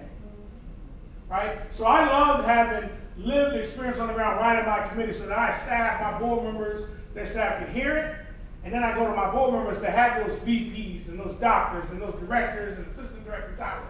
And I say, okay, now that you know it, how can we fix it? And so that lived experience, and what's your name? Esther. And I wanted to add, I'm sorry not to cut you off. And so I do chair. You just said you was Jamaican. Yeah, you do. You better do it. I actually love cutting. Yeah, I know. That's why I said let's be real. I'm from the South, y'all. We be friends immediately. So we being real. Okay.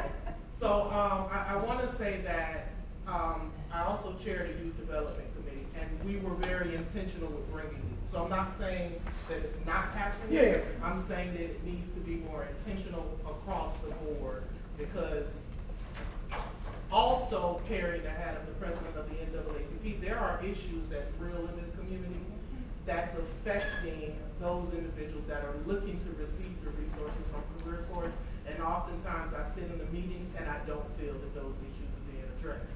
We go and we're handling the business of the board, 2 hours, give or take, and then we vote, we're done, and I still walk out oftentimes saying, how did this move the needle forward for our community? And that's why we talk about impact versus performance. And board chair, this is where you can work with your staff and talk about strategy. What do those committees look like? What do those report outs look like? What are the deliverables? Do we know those deliverables?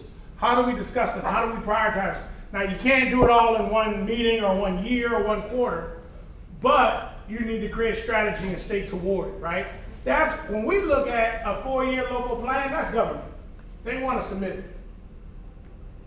The governor can't tell you in Hillsborough Pinellas what Hillsborough Pinellas needs. You have to create your 4-year goal and plan. What does that look like? And that starts with your officers and getting agreement, and then coming to an agreement and letting the staff know this is where you are, and working through operationally what does that look like. So I agree. I think that's where that's when it comes. And are people coming to the meetings? Are they speaking? I don't want people on my board that don't say anything. What's the point? You just take out somebody's seat. So, and that goes to right where we are. The only way for you to Esther, right? Yes. The only way to increase ROI is for you to say that and bring it out. We can limit the cutting off once you get in the meeting. Right? I say limited. I'm very respectful. There you go. I mean to be sometimes. I don't know how much it comes out. I said blame it on my heart, on my head. She's trying to get votes, y'all. Yeah, there you go. So, are you announcing for something? We ain't going there, Mike. Come back, Mike. All right, so, but that talking is where you gotta, that's what you need in your focus area. That's that selfishness. But figuring out how that comes together, that's the teamwork. Right? To increase ROI, you need selfish teamwork. Right? That's where we go. Now, we're going to transition into the last 14 minutes. Champion the local workforce system, advocacy, alignment, and awareness. We talk about collective impact. What does that mean? We said collective impact is a specific, now another Walterism. We talk about we need revenue to pay staff. We need revenue to rent this location. Who is finance in the room, Keisha? Oh, there you go. CSO of the year. Right? She can tell you right now. I'm going to tell you right now, I can look at this card. I see this logo right here named Encore. This projector was expensive. Yeah, yeah. There's a surge protector under here. That was expensive too. right? They charge y'all encore, charge y'all for all of that, right? You need revenue. So when we talk with our team, I'm talking about securing the bag. Now, Charleston, where I'm from, the Gee's place. Keith, and Amanda know this. We know some people. Their bank was not your bank. Their bank was a purple and gold below bag. What is it? What is it? Crown Roll bag. You asked them to go get some money, they pull out a little purple bag, and I was like, sir, no, you did not. Pull out a Crown Roll bag in the job, sir. Right? No, you are not keeping my money under my mattress. Oh, no. Oh, financial literacy. Right? But we've seen those, right? And so I tell my team, we need to secure the bag. We need a sack of money. SAC. Strategic, specific, accurate, and consistent. Strategic, specific, accurate, and consistent. So if you're going to come to me with something, I need you to tell me specifically, don't be general in this issue. If your person had a bad experience with me, tell me specifically, you don't have to tell me the person's name and social security number, but tell me where they went, what center, what was the issue, in that level of specificity, or if you have a need, what's that level of specificity, so that we can develop a strategy that's effective and not general. We need to know. So specific, strategic, accurate, and consistent.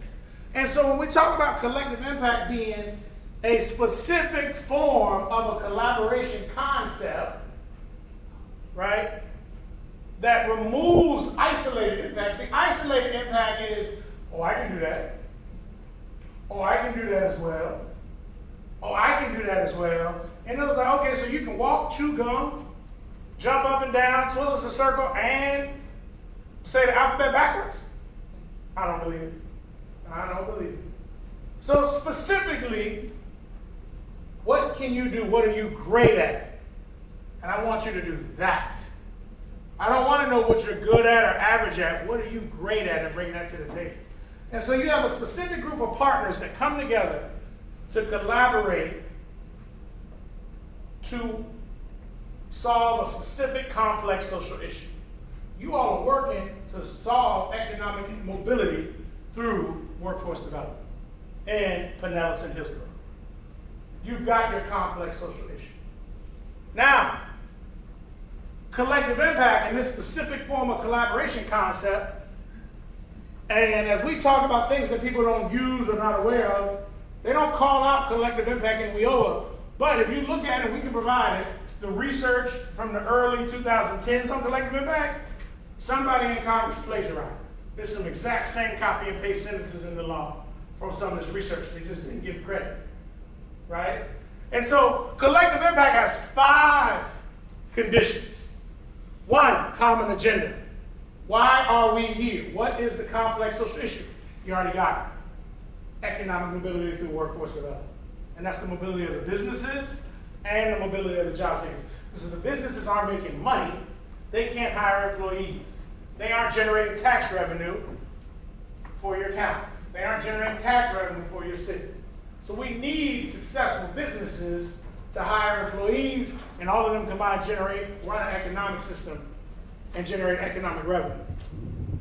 Now, how do we measure success and progress towards that common agenda? Mark, let's come in the room. That's the job of your board and your chair. You've got your Christmas tree report that the state is going to look for, and then you all have to identify your impact measures. When KJ is out in the community, what is it? What is the impact that you want to see? Chris, what is the impact you want to see in Pinellas? What is the impact, Don, you want to see in Hillsborough? What's the impact, Joe, you want to see with veterans? Dr. Mann, what's the impact you want to see in education? Right? What's the impact we want to see with our workforce, with our labor unions? Right? Those are things that we have to look at. And then mutually reinforcing activities. Even though we have different focus areas and have differences, where's the commonality? How do we find the commonality in our differences? And then continuous communication. What is the methodology that your chair, your vice chair, your director, what does that look like? What does it look like for finance? Right? What does it look like for your different committees? What does it look like with your chief local elected officials?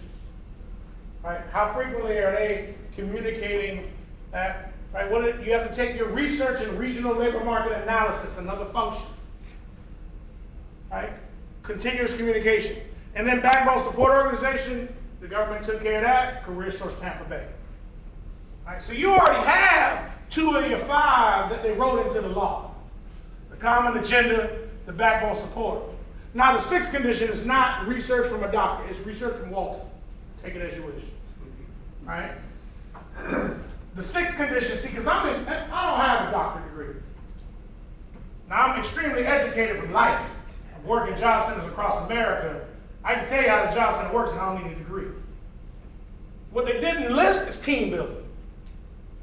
Who is on that board? Now the government gives you the board member composition criteria. You got to find out, Barclay, Kedrian, what specifically are you looking for in that board member? What specifically are you looking for in that committee member? What specifically are you looking for your committee chair? What specifically do you want out of your union representative? What specifically do you want out of your minority business representative? What specifically do you want out of your youth advocate? That's what y'all got to figure out, right? That's what you're working toward. So I really want y'all to focus on why are we here? That's the why. What are our goals and how we're going to do it. We believe collective impact is going to help you lead that way. And ultimately, your task is, can you find the opportunity? Successful people can tell you of a time when they took advantage of an opportunity. Failures will tell you of a time when something happened. Now, I use this a lot. People be looking at you. You understand the words that are coming out of my mouth. Right?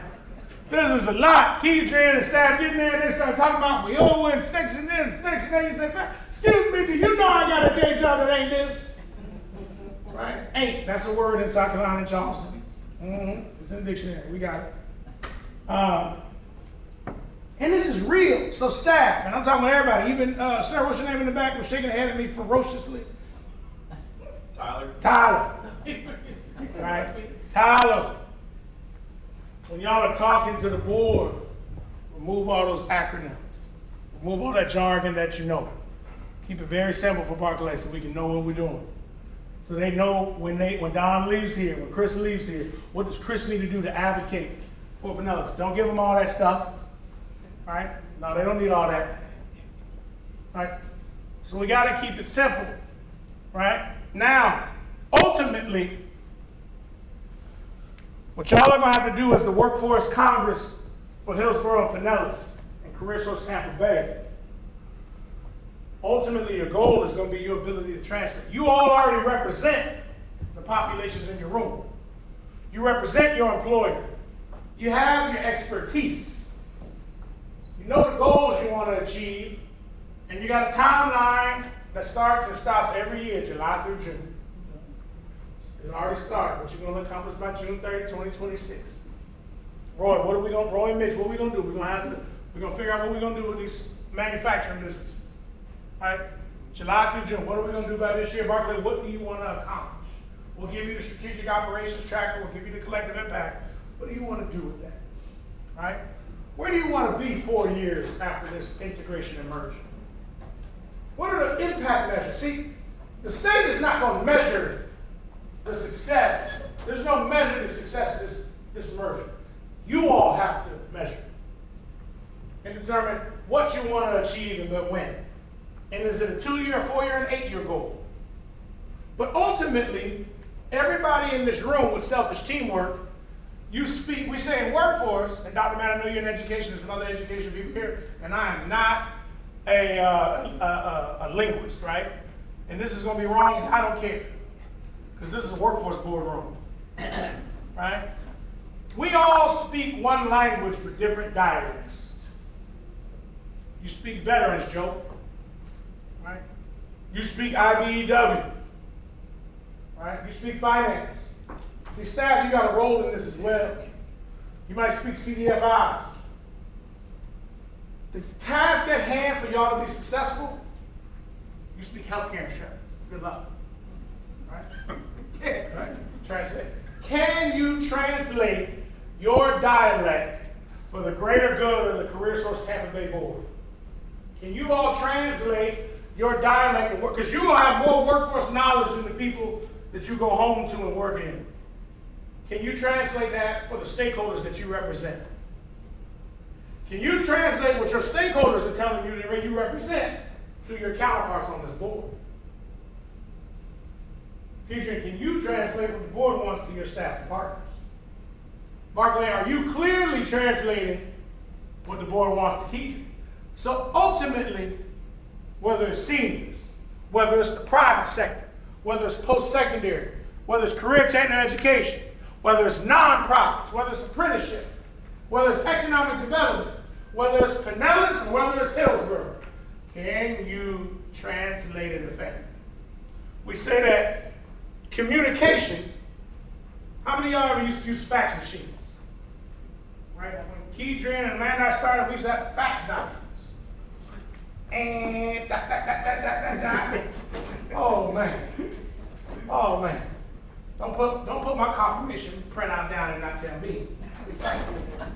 Fight. If y'all don't know about fax machines, y'all don't understand. It's a real struggle. Right? Right. Technology helps us. Effective communication is not ensuring that someone receives your communication. I can text you right now. What's your name, sir? Jeremy. Jeremy, I can text you right now. I know you got it. Right? And if y'all haven't turned your read receipts off on your text message, do. Because let me know you got a message and you didn't respond. Right? Effective communication. Technology has removed the need for effective communication being that, did you get my email? They got it. If you sent it and it was right, they got it. We say that effective communication is not ensuring that someone received it. It's ensuring that they received it with the same intent that you delivered it. That's what they receive your intent of what you were trying to say. I received your intent on what you were trying to say. We ain't have time to go into it. That's why I cut you off and say, I'm going to pivot. Liz, I received your intent of what you were trying to say. You need to make sure when you translate, it's the onus of the person that's communicating to ensure that they receive the intent with how you were delivering it. So the message has to stay the same. How you communicate it changes based on who you're communicating with. So at the end of the day, your long-term success of this board is going to be dependent on this board's ability to translate. And lastly, before I turn it over to Keidre, right? When y'all figure it out, in an orchestra, you got your strings, you got your cymbals, right? You got your brass, you got your trombones and your trumpets. And you got that conductor, right? Everybody is playing a different instrument, a different type of instrument, but they all got to play on that same note. And you all got to figure out how to get everybody here on the same note for Hillsborough and Pinellas and all these stakeholders you represent. That's your task. You already started. You already started identifying opportunities. So, thank you for allowing Amanda and I for joining you today. We are at 11 o'clock. We know that Keidre has some remarks coming up. Yes, you do, Keidre. It's related to this right here. I was instructed, right? And we can come here and talk about different things and go into different detail as needed. We appreciate the opportunity. Center for Workforce Excellence International, Employer Prince George's. You can find us online. You can find us on LinkedIn. If you want to connect and ask questions, we're more than welcome to. We will leave these tools with the staff. But again, we look forward to seeing what you come up with. As Amanda said, you've done one of the hardest things to do in the public workforce system with this merger. Right? Question is, how are you going to maximize it and what you want to get out of it for the people of Pinellas and Hillsborough? All right, so, I just wanted to say thank you. You did an excellent job, great message. Thank you very much. Thank you.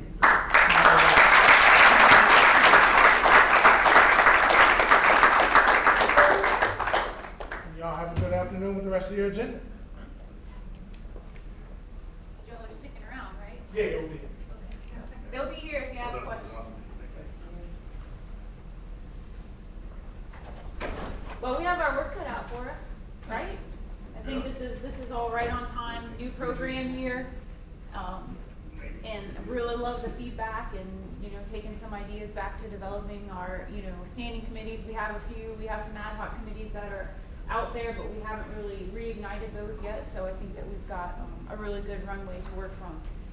Just quickly wanted to share something. This is very special to me, so wanted to be able to plug this in. The team's working on putting together a full story. Last week I got the opportunity to go see our summer PAYS participants from Pinellas County at Baycare, and so Gary gave me the task. I think a lot of you have given me goals. You know, Gary gave me a goal: develop a partnership with Baycare. They're one of the largest employers in the area. We know healthcare is one of our targeted industries. Lucky for me, I have a really great staff. We already had a partnership with Baycare in Pinellas County, so I won't take ownership for that.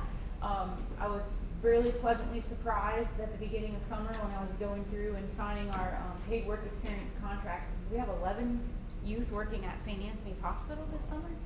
That's incredible. And so really it's taking that and taking it to the next level. So had the opportunity, thanks to Doug and his team in the back for working with the comms team over at Baycare and their workforce development team, got to see the kids in action on their paid work experience this summer. So they got to work there for 6 weeks, 11 youth. 4 of them were there, you can see down at the bottom. And they led us through the floors and departments that they worked on for their 6 weeks. And I was very impressed with just their terminology, and this is the telemetry machine, and this is how the nurse knows when somebody's having arrhythmia, and this is what, I'm like, you're a sophomore in high school. This is incredible. And so it was really, really great to see, but you know, second step of that is having the opportunity to meet the president of Baycare and their chief medical officer to talk about next steps for our partnership. And so how do we keep not only those 11 youth engaged, how do we engage more youth, because we use this number a lot, and you've heard me say it a lot, but we have 27,000 disconnected youth between both counties. That's just 11 who are interested in healthcare. I think there's a lot more out there that we can serve. And not just how can we serve the youth, but adults and dislocated workers as well who want to get connected to the healthcare field. And so really excited about our partnership with Baycare, also working with TGH and Advent and our healthcare training providers. So more to come, and that's just, of course, one industry. Manufacturing is a goal, was a goal for us this summer, and we'll be adding an IT and trades to that as well. Just wanted to share a little bit about Baycare. Any questions for that? All right. Well, thank you.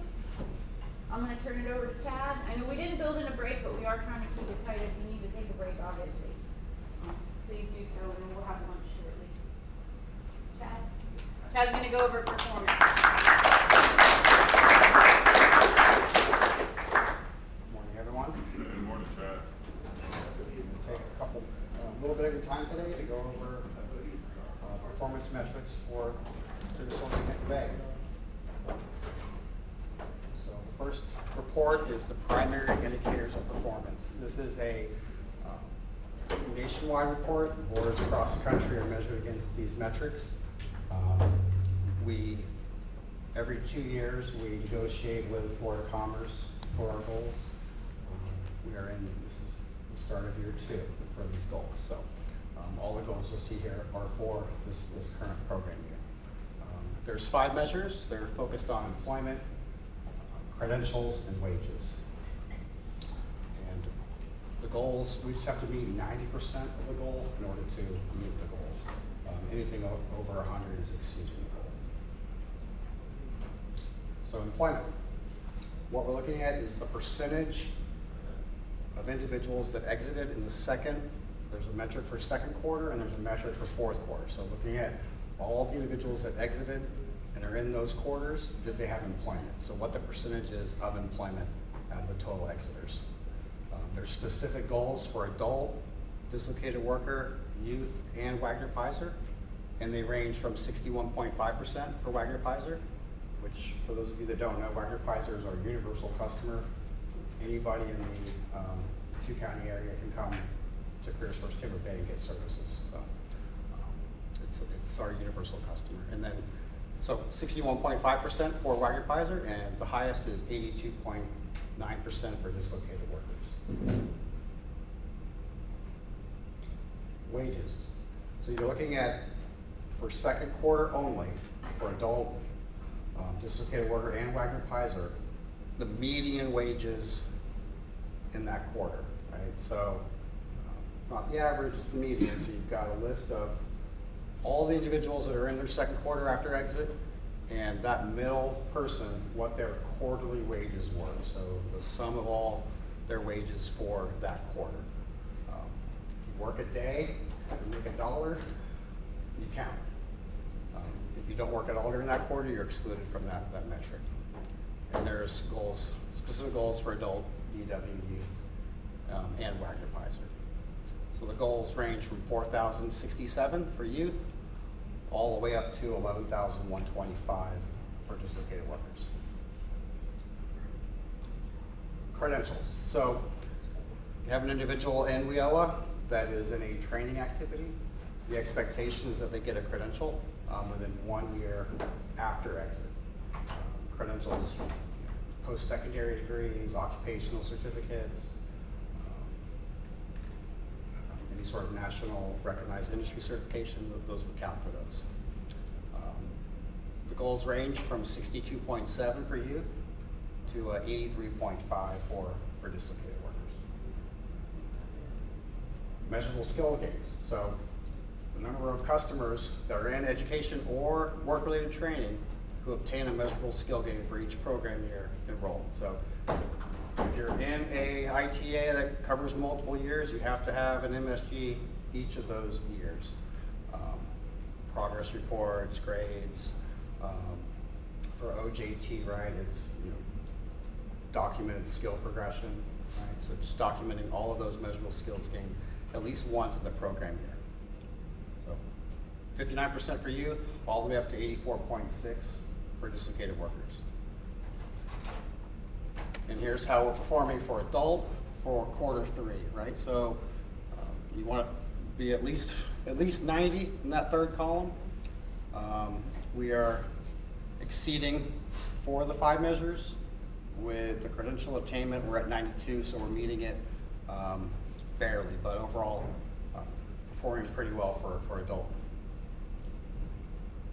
Jack, I'm sorry, go ahead. I have a question. Sure. So I know that's quarter 3 performance for this year, for last year. And you had that it was the second and the fourth quarter. Are those the second and fourth what we are rated on by the state? But this is just your our local. We keep track of this for every quarter. We keep track of it for every quarter. There's a final report that comes out at the end of the year. That's the one that we're actually graded on. Yeah. So it's a rolling 4 quarters. Oh, okay. It's a rolling 4 quarters. For every quarter that's released, it's encompassing a year of performance. Okay. Okay. Yep. All right, dislocated worker. We're exceeding 2, we're meeting 2, and we're missing 1. That 1 that we're missing is median wage second quarter after exit. We're at 83.2% of goal.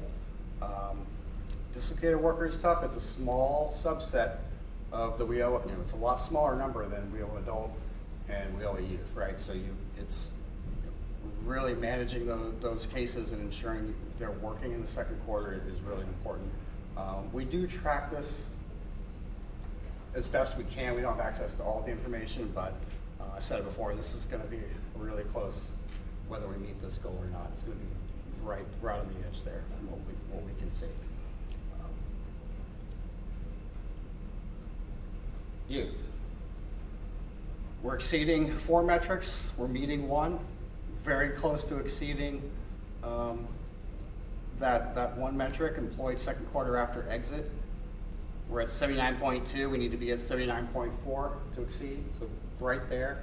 We'll probably, the way it looks, we will exceed that metric for the program year.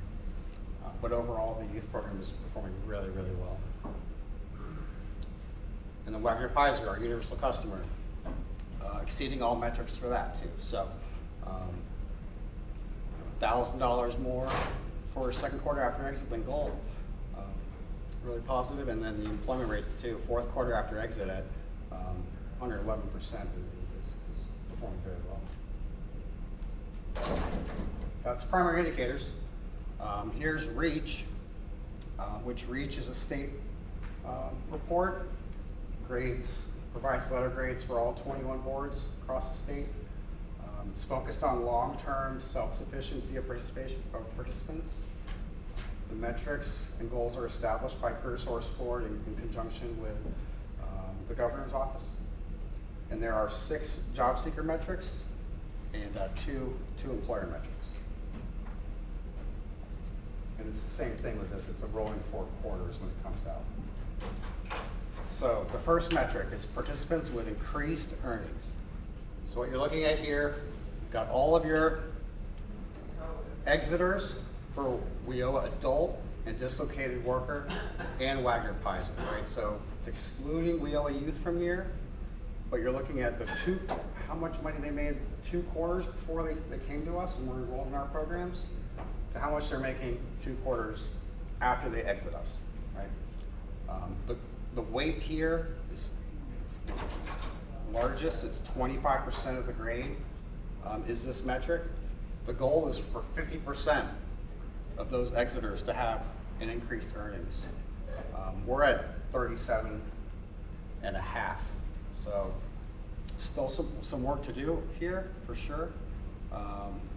Really tracking and managing not only the inputs but also the outputs, right? Are the people that you're serving, are they focusing on long-term dislocated worker, long-term unemployed? That's really going to help with this metric. Got our rank 16th out of the 21. So this is definitely a measure where we can improve. Chad, how can we improve that as a board? As a board, providing some direction, I guess, on occupations, right, that we want to train in. A large part of that is, you're looking at WIOA. These are people that are going to either educational training or work-based training. So ensuring that customers have a choice, right, but that we're directing them in a way that's going to be of most benefit to them and perform well on this metric. Chad, can you talk about the provider scorecard and how that will Sure. hopefully play into that? Yep. So with the help of the Workforce Solutions Committee, we developed a scorecard for the training providers, right? So what case managers can do is educate our potential customers on selecting a provider, right? So you can see, I'm interested in nursing, right? You can pull up this report, look at all of your nursing, and you're going to see how many enrollments each program had, how many found employment, what their wage is, if it was a training-related occupation that they got placed in, and if the wage for that training-related placement. So educating the job seeker to choose a provider and a program that's going to lead to the highest probability of a successful outcome. Chad, I have a question. Sure. Do we do point touches with the individuals that participate in our trainings to gauge satisfaction, relevance, and benefit? Or have we? So we do a monthly contact with every customer enrolled in WIOA. So I know that piece, but I'm saying a anonymous survey to participants that have graduated to gauge the benefit of that training. I think that would educate us on what's beneficial and what isn't, so that one, the question is just asked of increasing our rank. If we're talking about what do our clients, right, want to see? How do they feel based on our demographics that what we're providing is of benefit to them? The only way to really gauge that is to do an anonymous survey at the end, so that we can know after that's done and however we capitalize that, was it a benefit? And if it was not a benefit, because I want to pause and say, if I am looking for a job, I'm going to take all of the trainings available to me. Now, is that a benefit at the end? We won't know unless we do a talking with Keidron here, and I'm gonna go back to that PowerPoint on the question of what can the board do, and your 17 functions, one of them is career pathway development, one of them is alignment with your education providers, and another one is related to, we talk about the fiscal, right?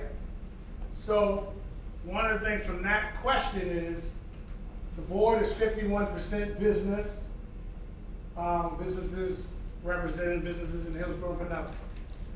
In your local plan and in your efforts, you identify your in-demand industry clusters that aligns with your ETPL.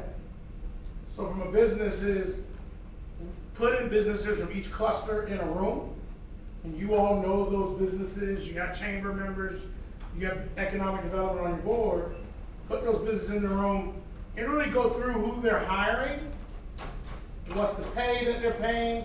You can develop an average pay across multiple employers. You could even break it down by Hillsborough and Pinellas. And then you can align that, that's your career pathway development, from what your businesses have posted, what are the occupations they're vacancy, and what are they paying, and what's that average. Then you look at the training providers, and do they align with the vacancies that your employers are hiring for in Pinellas and Hillsborough. And then, like I said, that the quality of, do they get the credential, do they complete it, do they feel like the training provider has given them what they need to be successful in the job. And that is where the board can assist. And then you can see the vacancies by industry cluster that maybe Dr. J or Mitch or Mercedes has helped put those businesses in the room. And you can also have your LMI data and see, does that align, does the supply and demand align of what businesses need and the training providers you have. And then there's a quality. Just because the training provider aligns doesn't mean the quality of the training, and your businesses will tell you, the people that we got from this training do well. The people that we didn't get from this training didn't do so well, and then that's a decision the board needs to make. Give you an example, with port cities, there's a welding certification, but most ports are still going to do a test, MIG, TIG, stick. Because just because you have the certification doesn't mean that weld is good. And if you're on the water, that boat, you want that weld to be good if you're on the boat, right? Same thing with IT. There still is sometimes you have the IC certificate, but can they actually do the coding or do the troubleshooting that they need? So the certification does not always mean the quality. Your businesses will tell you what they're hiring for, and it's your job as the board to look at career pathway development, and then your businesses will tell you, as you do your job placement, who did well, who didn't do well, and then you can look at the quality of that training. So the question is, what can the board do? The career pathway development, the convene, broker, and leverage resources, the businesses, and then you all can see, does that align with your ETPL? And then you go into, one, do they get a certificate done? One, just because they pass the test doesn't mean they can do the job. That's your quality. So that can help you increase not only your job placement, but your earnings of your job seekers as well. Because if they're doing well, then they're going to progress in that career, which is the pathway, and they're going to make more money and have more long-term retention. And I think that dovetails really nicely with the Workforce Solutions Committee and the work we've been doing to develop the local target occupation list. So bringing those things together, and that's why Scott Brooks, he couldn't be here today, but who chairs that committee, he and I really would like that to be a working committee and in person coming together so that we can flesh all these things out together as a group to make a meaningful intentional list. So see that. Two things, he was talking about the workforce and some points that we must bring. Some of the feedback that I got from most of our businesses is that the people that CareerSource send are getting paid more than the people on those particular jobs, which is bringing problems. And we have seen problems in two different ways. One of them is that, like the supervisor will bring somebody from CareerSource, that supervisor is making $13.50 an hour, and we send them, youth that are making $15 an hour. So I know that we had an inside incident where this person said, oh, y'all came from CareerSource, you get paid more than me, so you're gonna do it. And she just started like directing, and it got kind of out of hand. Then we had to bring somebody from CareerSource to go ahead and handle it personally. So the study of the particular jobs, right? We need to study what are they getting paid. Because, for example, I brought a company that needed 30 employees. Besides the fact that we got really sluggard on the delivery, it's a shame. Really it was. But then on top of that, this was to work at a grocery store at an entry level, that you have to speak English, and then we're gonna send them people that we are gonna pay them $15 an hour, and they hire you 30 more, and they're gonna pay you $12 an hour. So right there, that is not served what we do, right? So those are some of the things that we really, when we're working on this table, we need to take into consideration. The businesses where we're gonna send them, by industry, and what are the market, we don't want to be the lowest, but we have to at least, if we're going to send it to a company, the Orlando Health Group decided to partner with us, and they need 50 people, and they give our opportunity to youth, and we're going to send them with $17 an hour. That may actually hurt us more and hurt them than really create a win-win situation. It's something to take into consideration. I heard when you all were talking about what you want to accomplish this year, and I was writing down kind of for strategic planning purposes what you all said. And I think it may have been you, Dr. Johnson, who said to expand and promote training aligned with quality career pathways, not just jobs. And so when you say that, what does that mean? And I think as I'm writing down these things, elevate talent development for in-demand and future-facing careers, when you all say those are goals that you all said, that was your voice today, the next step is saying, let's break that down. What does that mean? What is a quality job? What wage is that? Are we going to send people to an employment opportunity making $12 an hour? How is that benefiting our region? So those are the hard conversations that we have to have. Now that you all have voiced what your priorities are, the next step is how are you going to accomplish that? So hopefully that's something Keidra you'll do with the group moving forward. Can I just add that I think that's also an opportunity for our industry roundtables. I know in Pinellas we'll be kicking off industry roundtables September, I think 24th is the first one, and we're doing it in partnership with CareerSource TV. But that being said, that's the kind of conversation that has to happen with those industry folks in the room, because we have to encourage them and expose them to the fact that they need to pay a higher wage. Our citizens can't live in this community on $12 an hour and not have a quality of life that this community presents. So the facilitation of those industry conversations are really going to be critical to ensure that we are having those courageous conversations with those industry leaders and holding their feet to the fire and saying, the day of a $10 an hour job in the Tampa Bay region just does not exist. So what do we need to do collectively to support industry and to give our citizens the opportunity to really have a quality of life? So I think that, at least I'm taking from this Mercedes' comments to ensure that the industry roundtables that Pinellas County facilitates will definitely include that wage component as a topic of discussion, because it has to happen. Great conversation. Great discussion. I've got 3 minutes. A little bit more to go. Number 2, reduction in public assistance. Right. So you're looking at number of individuals that are on welfare transition or SNAP prior to participation, and then the number that are on it in the exeter cohort after exit, right? So that performance is incorrect. In Q2, we're 48%. The goal is 50. We're very close to meeting the goal there for that. Weight is high, 25%, and we're ranked 6th across the 21 regional boards. Employment and training outcomes. This is the primary indicator report, right? So you got 18 metrics. How many of those are you meeting? Right? We're meeting 17 out of 18. That's 94.44%. It's 20% of the weight, and we're ranked 6th across 21 boards. participants in work-related training. So you're looking at all of our participants across all the programs and what number of those received work-related training. So the goal is 25%. We're at 18%. That's 11th across the 21 boards, and the weight there is 10%. Completion to funding. So you look at the share of our funds compared to the state, which is 11%, compared to the number of exiters, right, across the state. So we exited about 15% of the state exiters. So we're meeting goal there. We're at 135%. We're tied for first with a lot of other boards. There's 13 other boards that meet this. One thing to note for this current year, this is changing. They're reducing the weight here from 10% to 5%.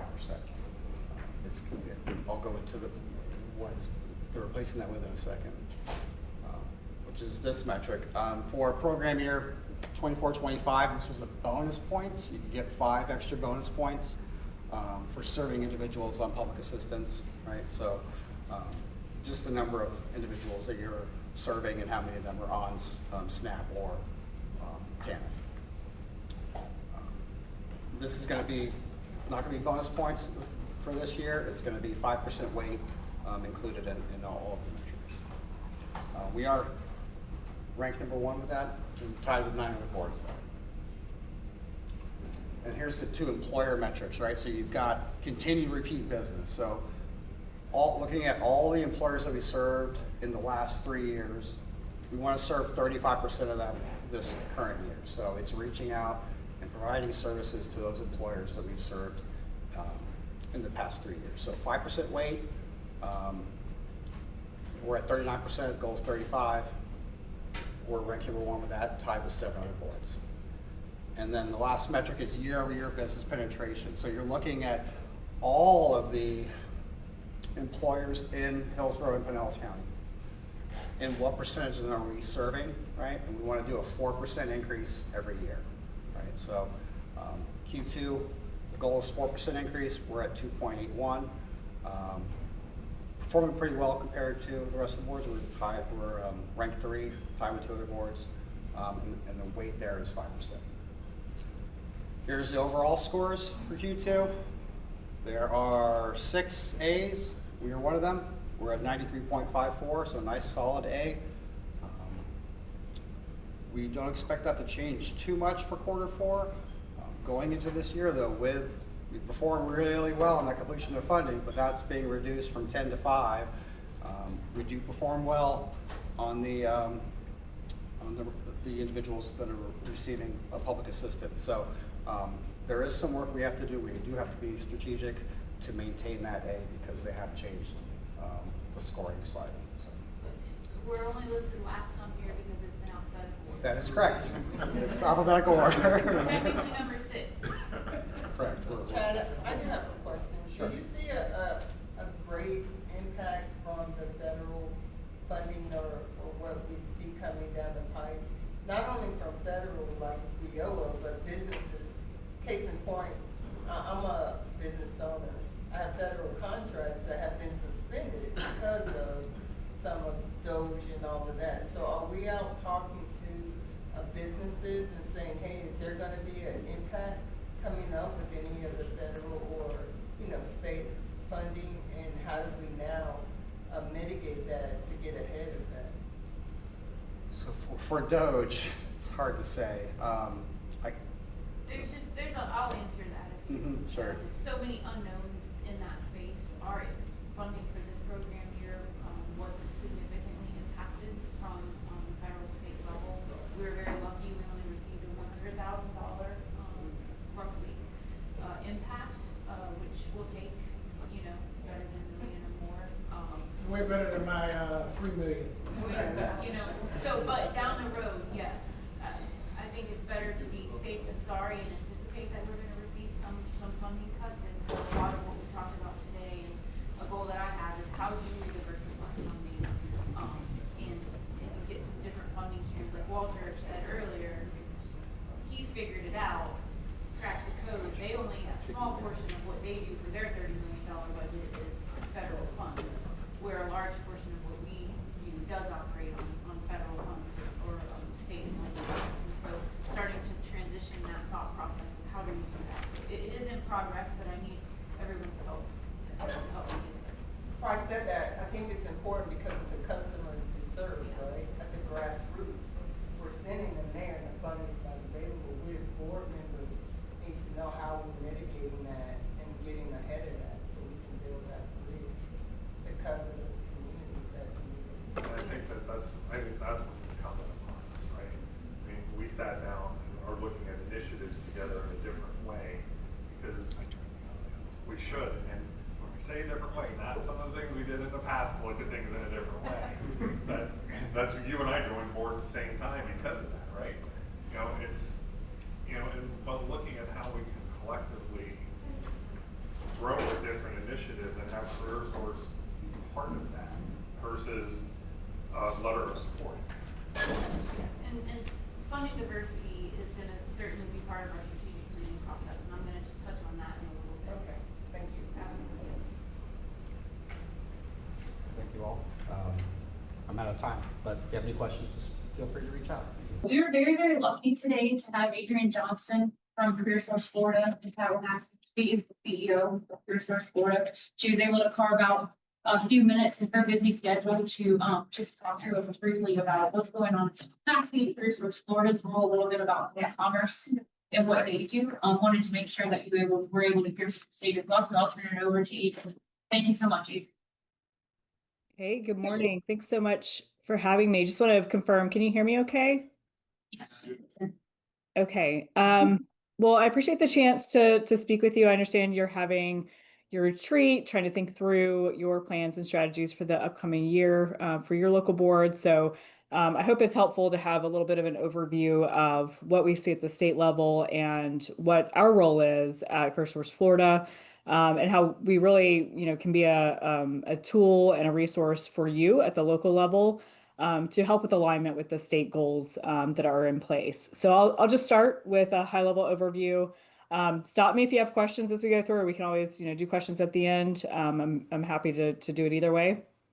But just to start off, just thinking through, this is, the federal workforce system is structured so that every state has a state board of directors. Just like at the local level, the state board is business led. So it's majority represented by businesses. And so that's what our team at CareerSource Florida does. We support that state board of directors. The board is governor appointed mostly. There are 2 legislative appointments as well. And they're really charged with a few key things for the global workforce system. It really comes down to ensuring overall that the system is effective, but they're focused on making sure that the system is accountable, that it's transparent, and that we are achieving outcomes for the folks that we serve at the local level, which includes both job seekers and businesses. So that's kind of high level what the board is charged with doing. And we do that through a couple of tools. The board has 2 primary tools. The first is policy making. So they are charged with the state level policies, both fiscal and performance and programmatic policy. But also they have a reserve of funding to allocate across the 21, in our case, 21 local workforce development boards across the state. Those funds are really intended to seed innovation and to find new ways to achieve the outcomes that we're looking for. You'll hear us commonly refer to those as the governor's set aside funds or the reserve funding from the Workforce Innovation Opportunity Act. So those are the 2 primary mechanisms that the state board has to kind of direct and guide the local workforce development board system across the state. I can tell you, I've been here at CareerSource Florida for about 2.5 years now. Prior to joining CareerSource Florida, I was with what is now the State Department of Commerce. I served initially as the chief economist and labor market statistics bureau chief, and then I also served in the workforce development deputy secretary role. And I mentioned that because we really work very closely with the Department of Commerce. As I'm sure you're aware, the Department of Commerce is responsible for supporting the policy development process, but also for compliance and monitoring. So we work really closely to ensure that when a policy is put into place, that on the back end, we have the ability through the Department of Commerce to monitor those policies and ensure that there's compliance. And so we're really trying to develop this feedback loop so that we can see our policies working and aligning with the goals that the board has. If not, how do we pivot and adjust? And if they are, how do we show those outcomes and make sure that we're really continuing to serve businesses and job seekers according to those goals? So that's kind of the overall process and relationship that we have with the Department of Commerce. We also have some other really important state partners, and I think it's important for you to know who they are and kind of how we got to the point of having so many different workforce partners that don't always sound kind of on the surface like they belong in the workforce system. But I think it's really key to know that a lot of what guides the activities and the goals of our network come back from the REACH Act, which was passed about 4 years ago by the legislature. And it actually expanded what we consider to be the workforce development system in Florida. It required new partnerships at the state level, but also at the local level.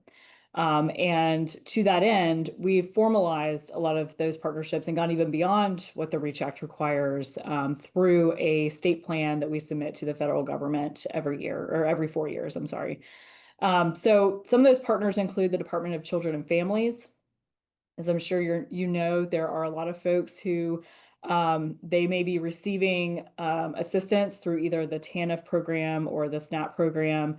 And we want to make sure that they're not dependent on those programs long term. We want to help people find a path to economic self-sufficiency.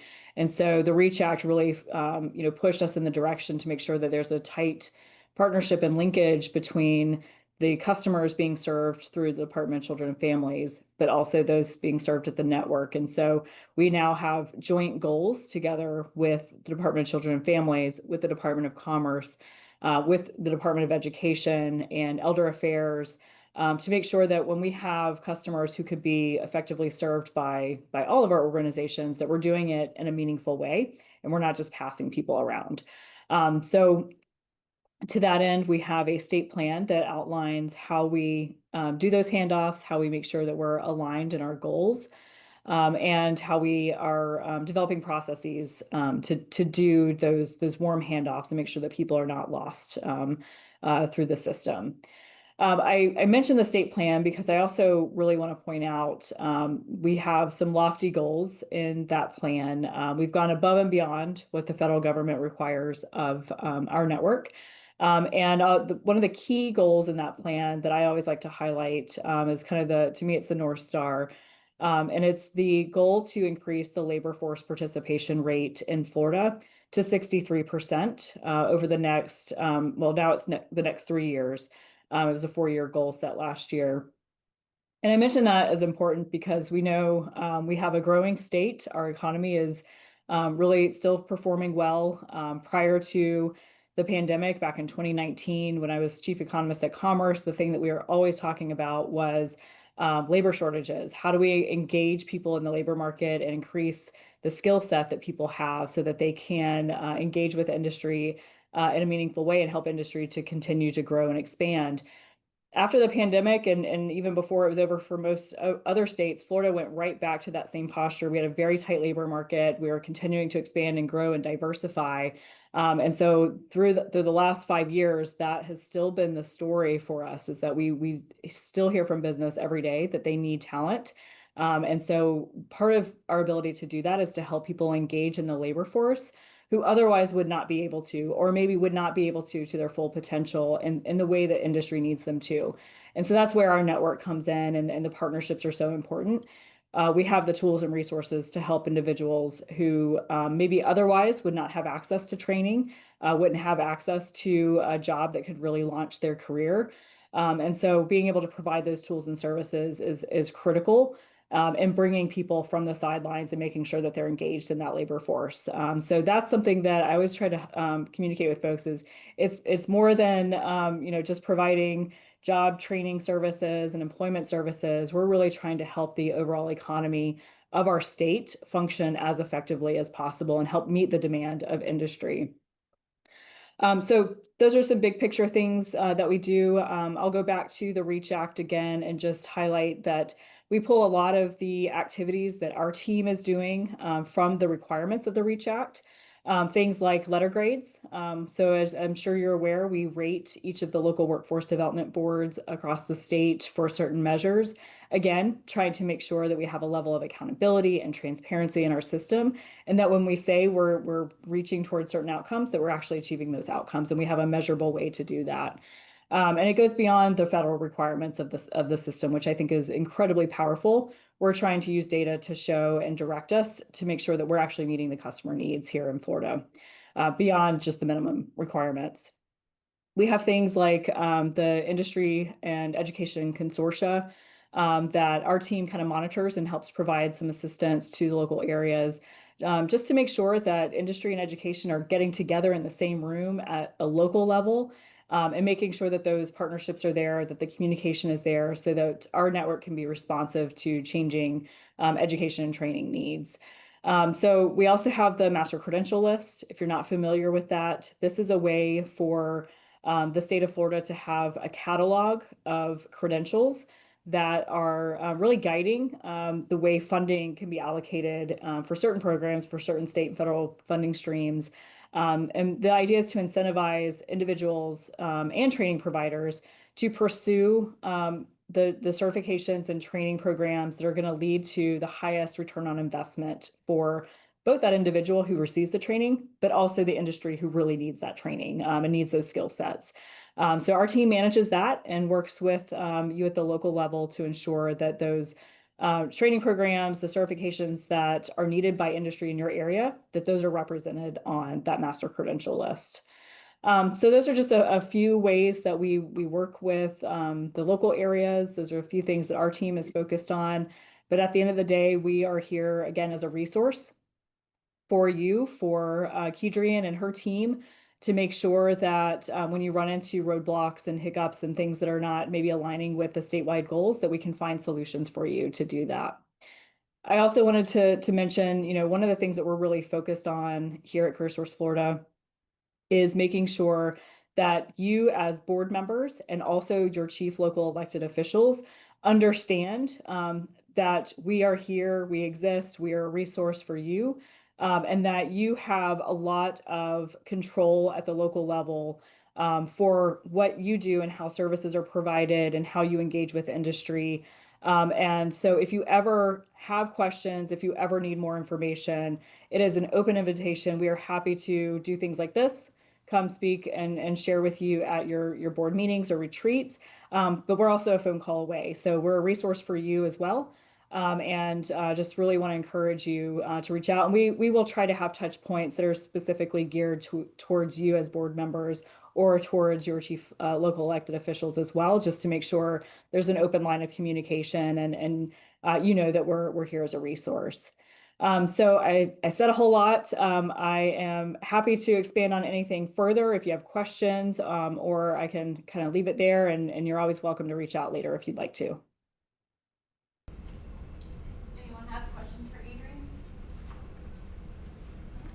All right, well, thank you so much, Adrian. We appreciate you taking the time.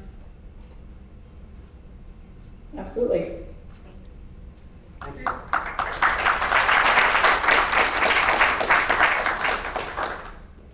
CareerSource Florida and Florida Commerce have been tremendous partners and really helpful with guiding, us through the merger even before I came on board. So they're really great and very helpful. And they made me their guinea pig. They did the first ever orientation for a new director, and it was great. I got to spend a day at Commerce and a day with CareerSource Florida and learn what it was all about. And Florida is unique in the sense where you've got Commerce and then you have a separate state workforce board. It's not usually set up that way. And that was my first question when I went to Commerce, and Secretary Kelly asked me if I had any questions. I said yes.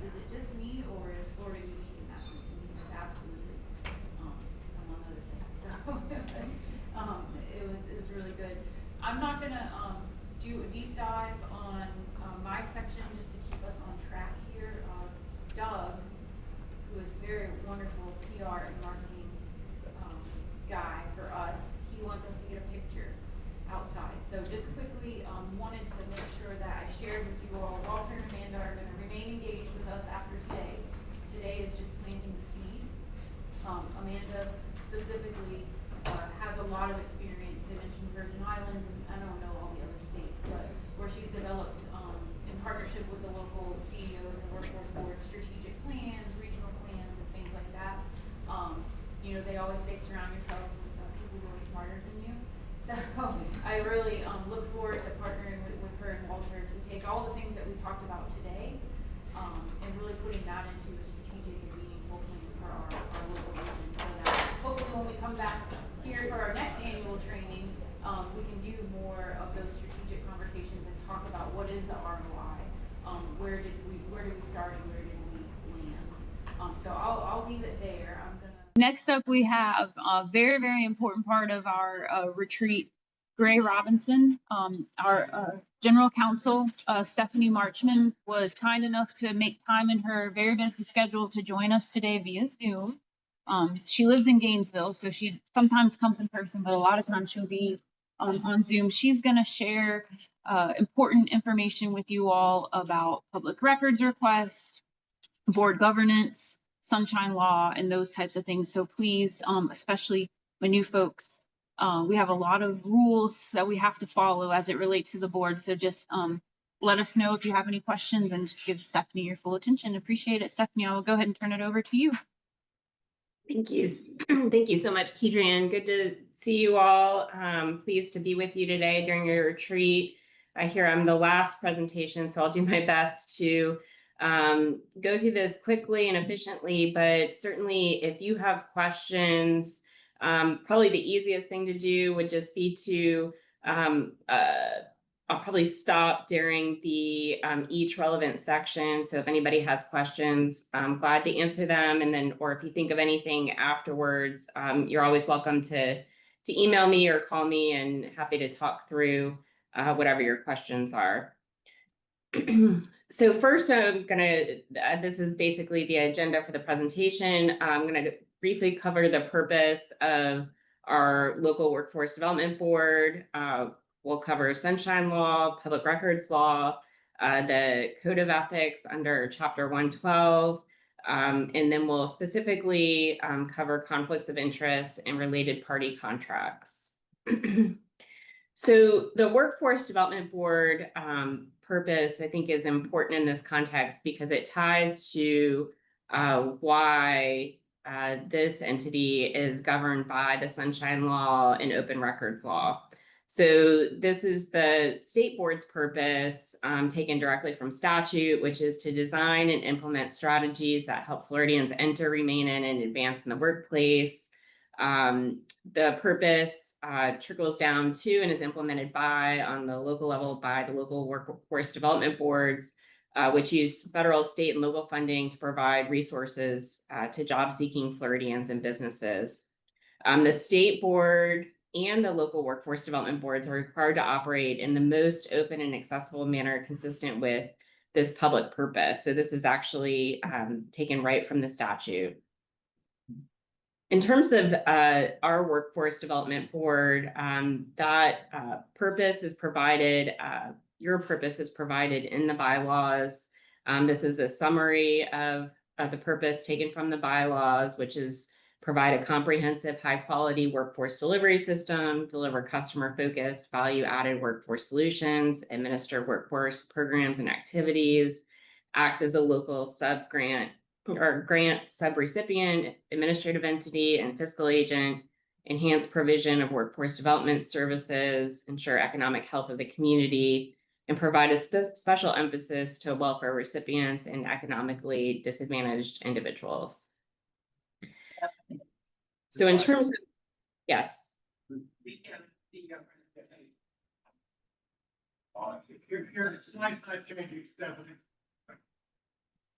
Currently on the first slide. Yeah, I'll start. This slide here? Correct. first slide. Yeah,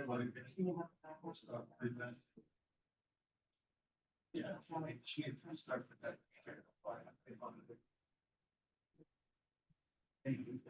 If there's a question, I'm unable to hear it. Can you hear me, Stephanie? Yes. So your slides aren't switching. So if you could go from the beginning or current slide on the upper left-hand corner, and then move it to the slide you're talking about. Because right now we're on the Gray Robinson first slide. Oh, So just press from beginning on the upper left hand of the PowerPoint. Right there, press that. And then just move it. There are you they go. changing for you now? She's on the second monitor, so she's watching it, and it's on the second monitor with the primary monitor. Oh. So I'm told you need to, there you go. But that's her. And then share it again. Share this. Share the presentation. I think I have to start the slideshow and then share it. There you go. Yep, I think that would do it.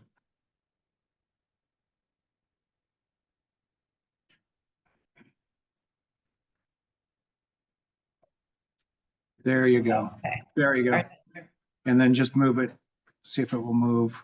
The slide will move. There we go. Perfect. Okay. Sorry about that. Thank you. Yeah, thank you for letting me know. Okay, so this was our overview slide. This was the slide on the Workforce Development Board purpose and our local Workforce Development Board purpose. In terms of the public purpose, obviously we are a nonprofit funded by the government. Our purpose is ultimately to improve the quality of life and public health and welfare. Because CareerSource operates for the benefit of the public with the use of government funds, CareerSource is subject to the Sunshine Laws, public records laws, and ethics laws. This ensures transparency, promotes public trust, prevents corruption. So we'll start just talking about the Sunshine Law. The Sunshine Law was enacted, and that's in Chapter 286. Was enacted in the public interest to protect the public from closed-door politics. And that's actually taken from the Sarasota Citizens case, a quote from that case. It's really the foundation of our democracy. It allows for citizens to be educated in terms of what's happening in the government and how the government funds are being used. And citizens can only be educated if government happens in the sunshine. So here are the basic requirements of the Sunshine Law. Seems pretty simple, straightforward. Meetings must be open and accessible to the public. There are only 2 exceptions to the Sunshine Law requirements. So if there is pending litigation and or if there's a collective bargaining meeting, this local Workforce Development Board does not have any union certified. So really the only exemption that applies is for pending litigation. And with respect to pending litigation, that exemption has very specific requirements. So if we have to go into a closed-door meeting, there's it has to be at the request of your attorney to discuss litigation strategy and expenditures. And you have to have a court reporter present, so on and so forth. So that's the only exception, which for some of you who come from the business sector, this is probably very unusual to you to do business in the public, such as making a hiring decision of the CEO or to select a contractor through a procurement process, to make the decision to terminate the CEO. Any of those decisions would have to be done in a public meeting. Generally speaking, too, the meetings must be reasonably noticed. The statute actually doesn't speak to what reasonable notice is of the public meeting. However, our bylaws provide that there must be 7 days advance notice for regular meetings and 3 days advance notice for special meetings. In addition, written minutes of the meeting must be taken. And again, those minutes are usually a brief summary reflecting the events of the meeting. A verbatim transcript is not required.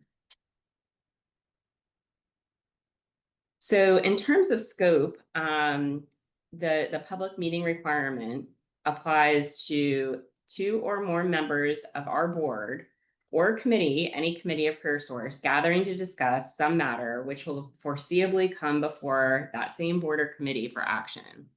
In our case, this includes members of the board of directors and any advisory boards and committees when they have been delegated decision-making authority, as opposed to mere information gathering or fact-finding authority. So, this comic is intended to demonstrate sometimes some of the things that we see that could be a violation of the Sunshine Law. So here, we have a situation where it's clear that these individuals met or talked to one another before the public meeting, and nobody really knows what's going on in the public.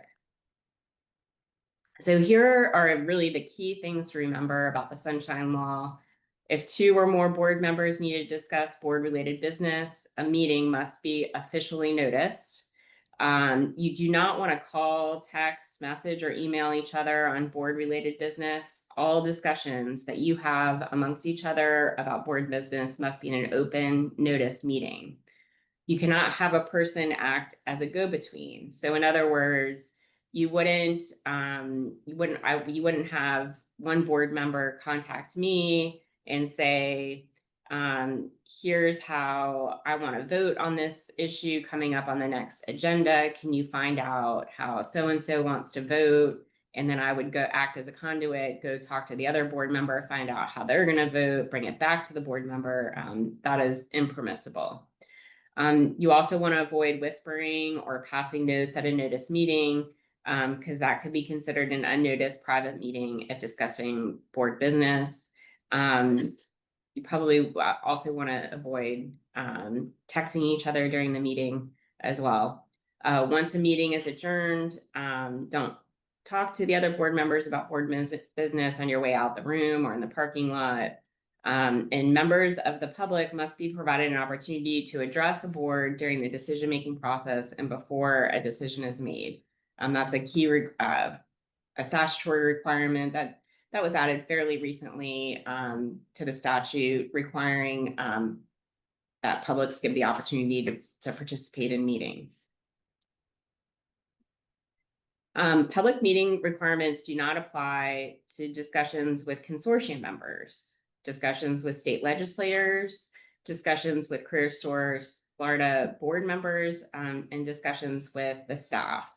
And in this context, as counsel to the board and CareerSource, that I'm included in that. So any board member could, single board member could call me with a question, could call Kedrian with a question, and the public meeting requirements wouldn't apply to those situations. And here's the fun part. If you violate the Sunshine Law, a knowing violation is actually a 2nd-degree misdemeanor. You could be fined up to $500. Their attorney's fees are recoverable in this situation. So if you have a member of the public that thinks that there's a Sunshine violation and they succeed, CareerSource would have to pay for that citizen's attorney's fees and getting the relief. They can get injunctive relief, and then in addition, if the Sunshine Law was violated, any action taken by the board in violation of the Sunshine Law would be void. So I want to stop here on the Sunshine Law section and just ask, do you have any questions? Does anybody have any questions about the Sunshine Law?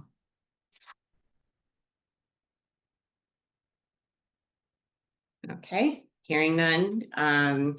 We'll move to public records. Again, this is meant to be intended to be funny, but you know, it's not. But we can charge reasonable fees for public records, which are the actual cost of copying, and any special labor time that takes to, if it's an extensive request. So you can charge fees for those services, but obviously this appears to be excessive. So the public records law. Every record made or received by CareerSource in connection with CareerSource business is considered a public record. All CareerSource employees must permit inspection and copying of records.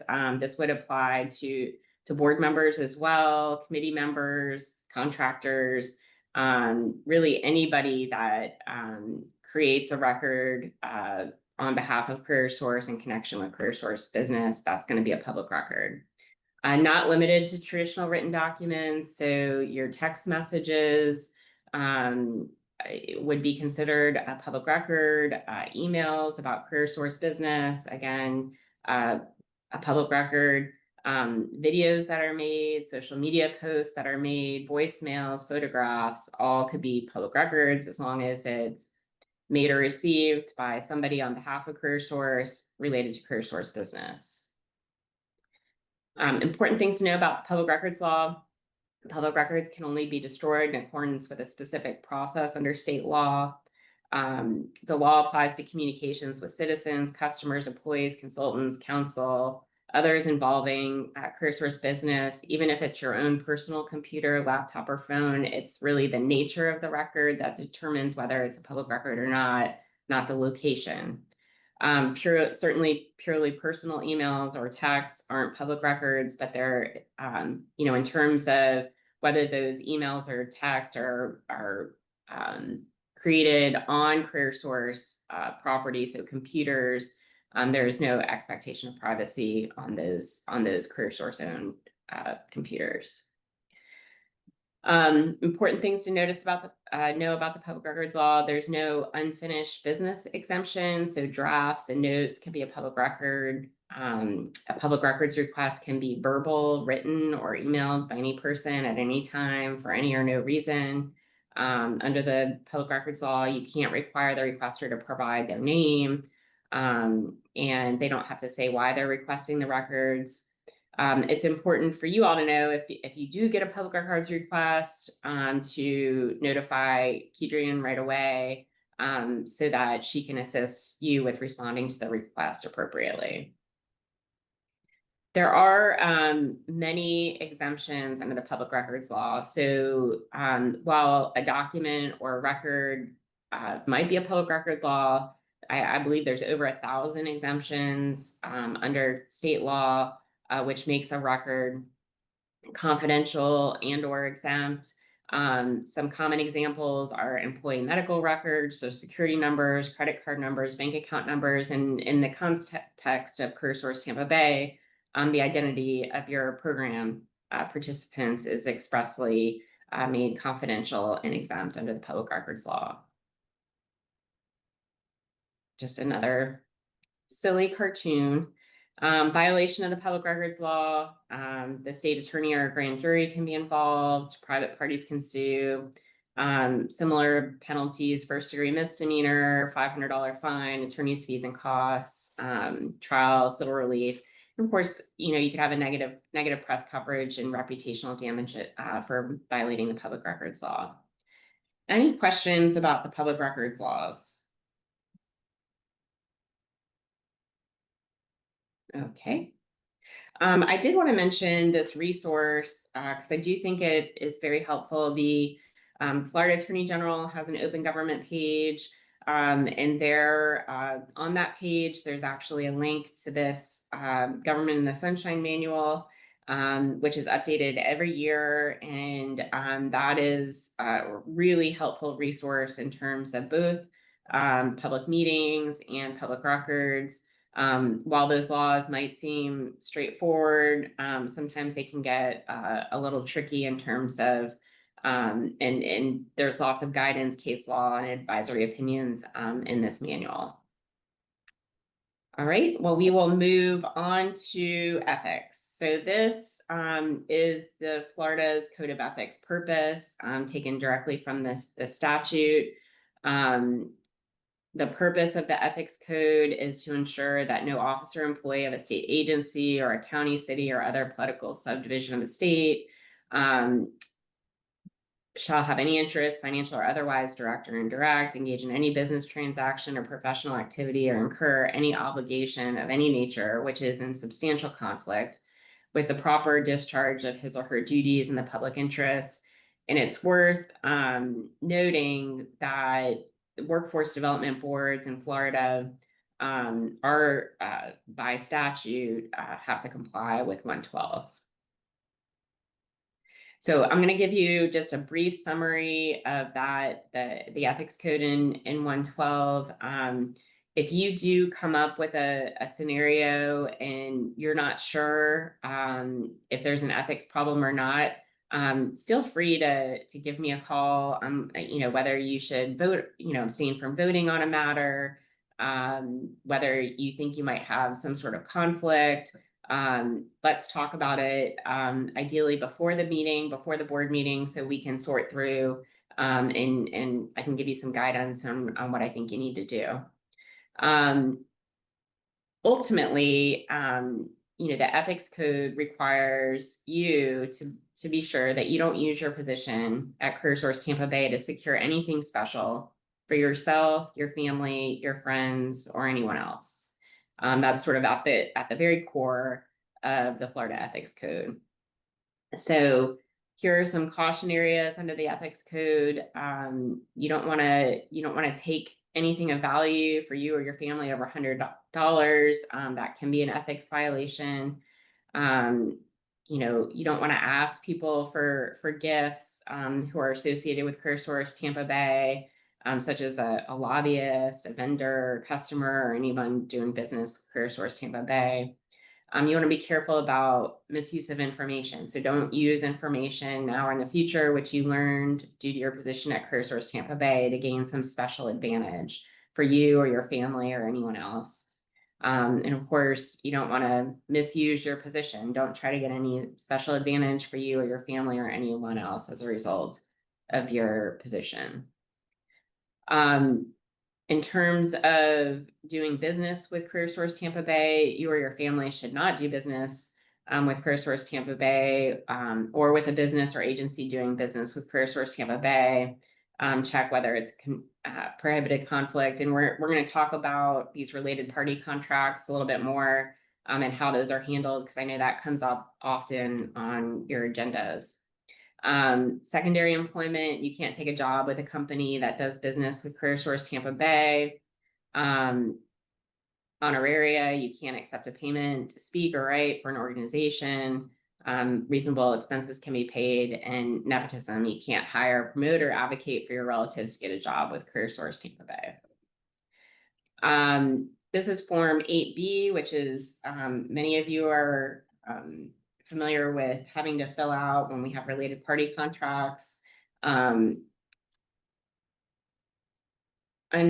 445007, if the local workforce development board enters into a contract with an organization or individual represented on the local board, the contract must be approved by 2/3 vote of the local board, a quorum having been established, and the local board member who could benefit financially from the transaction must abstain from voting on the contract, and the local board member must disclose any such conflict in a manner that's consistent with the procedures outlined in 112. If you're in that position, you're going to have to fill out this Form 8B. In addition, under the subgrantee agreement, there's a Form C and D, which discloses the conflict and documents it as well. Okay. So general rules about voting: you have to vote on all CareerSource Tampa Bay matters unless you have a conflict of interest or there appears to be a possible conflict of interest. Abstentions are not allowed. You must disclose if on any issue the board's vote would benefit or hurt you, your relative, your business partner, your employer, your client, your customer, the parent company, subsidiary company, sister company. You have to disclose those conflicts.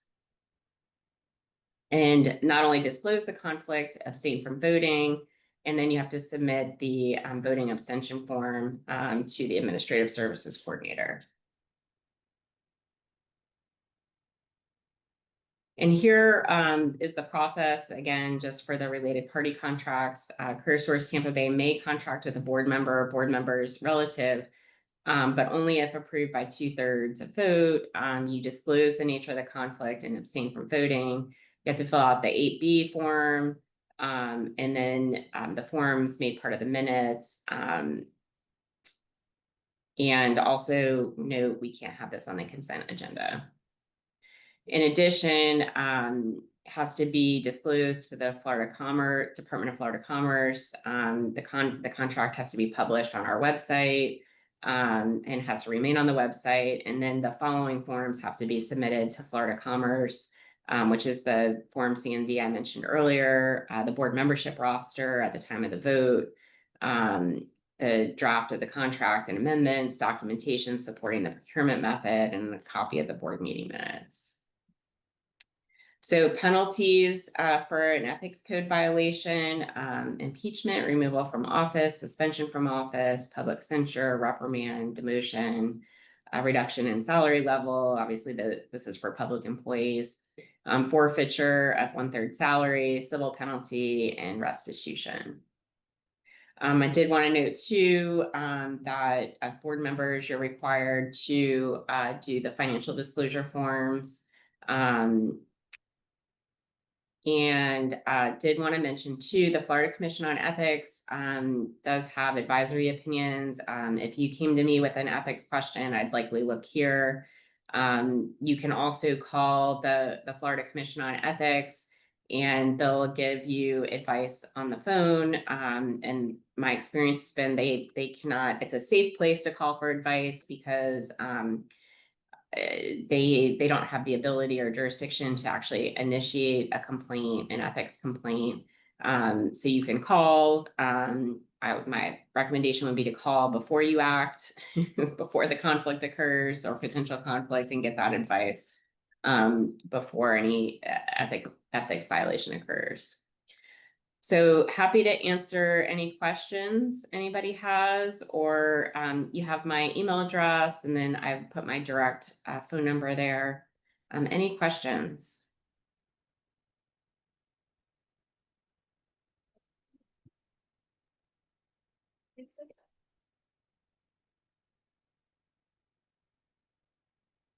Okay, well, hearing none, that concludes my presentation. Thank you, Stephanie. Look forward to seeing you all at the next board meeting. All right, thank you, everyone. I appreciate you, again, taking 4 hours out of your Monday. I know it was a bit of a marathon, but I think we got a lot done today. Stay tuned for next steps on strategic planning. We do, looks like Esther stepped out. We have youth committee coming up. We have an executive committee meeting, workforce solutions committee, which we may think about possibly rebranding that. So everyone stay tuned for the committees you're on. Lots of good things and lots of good work ahead. And again, appreciate your time and your support and your service. Thank you, everybody.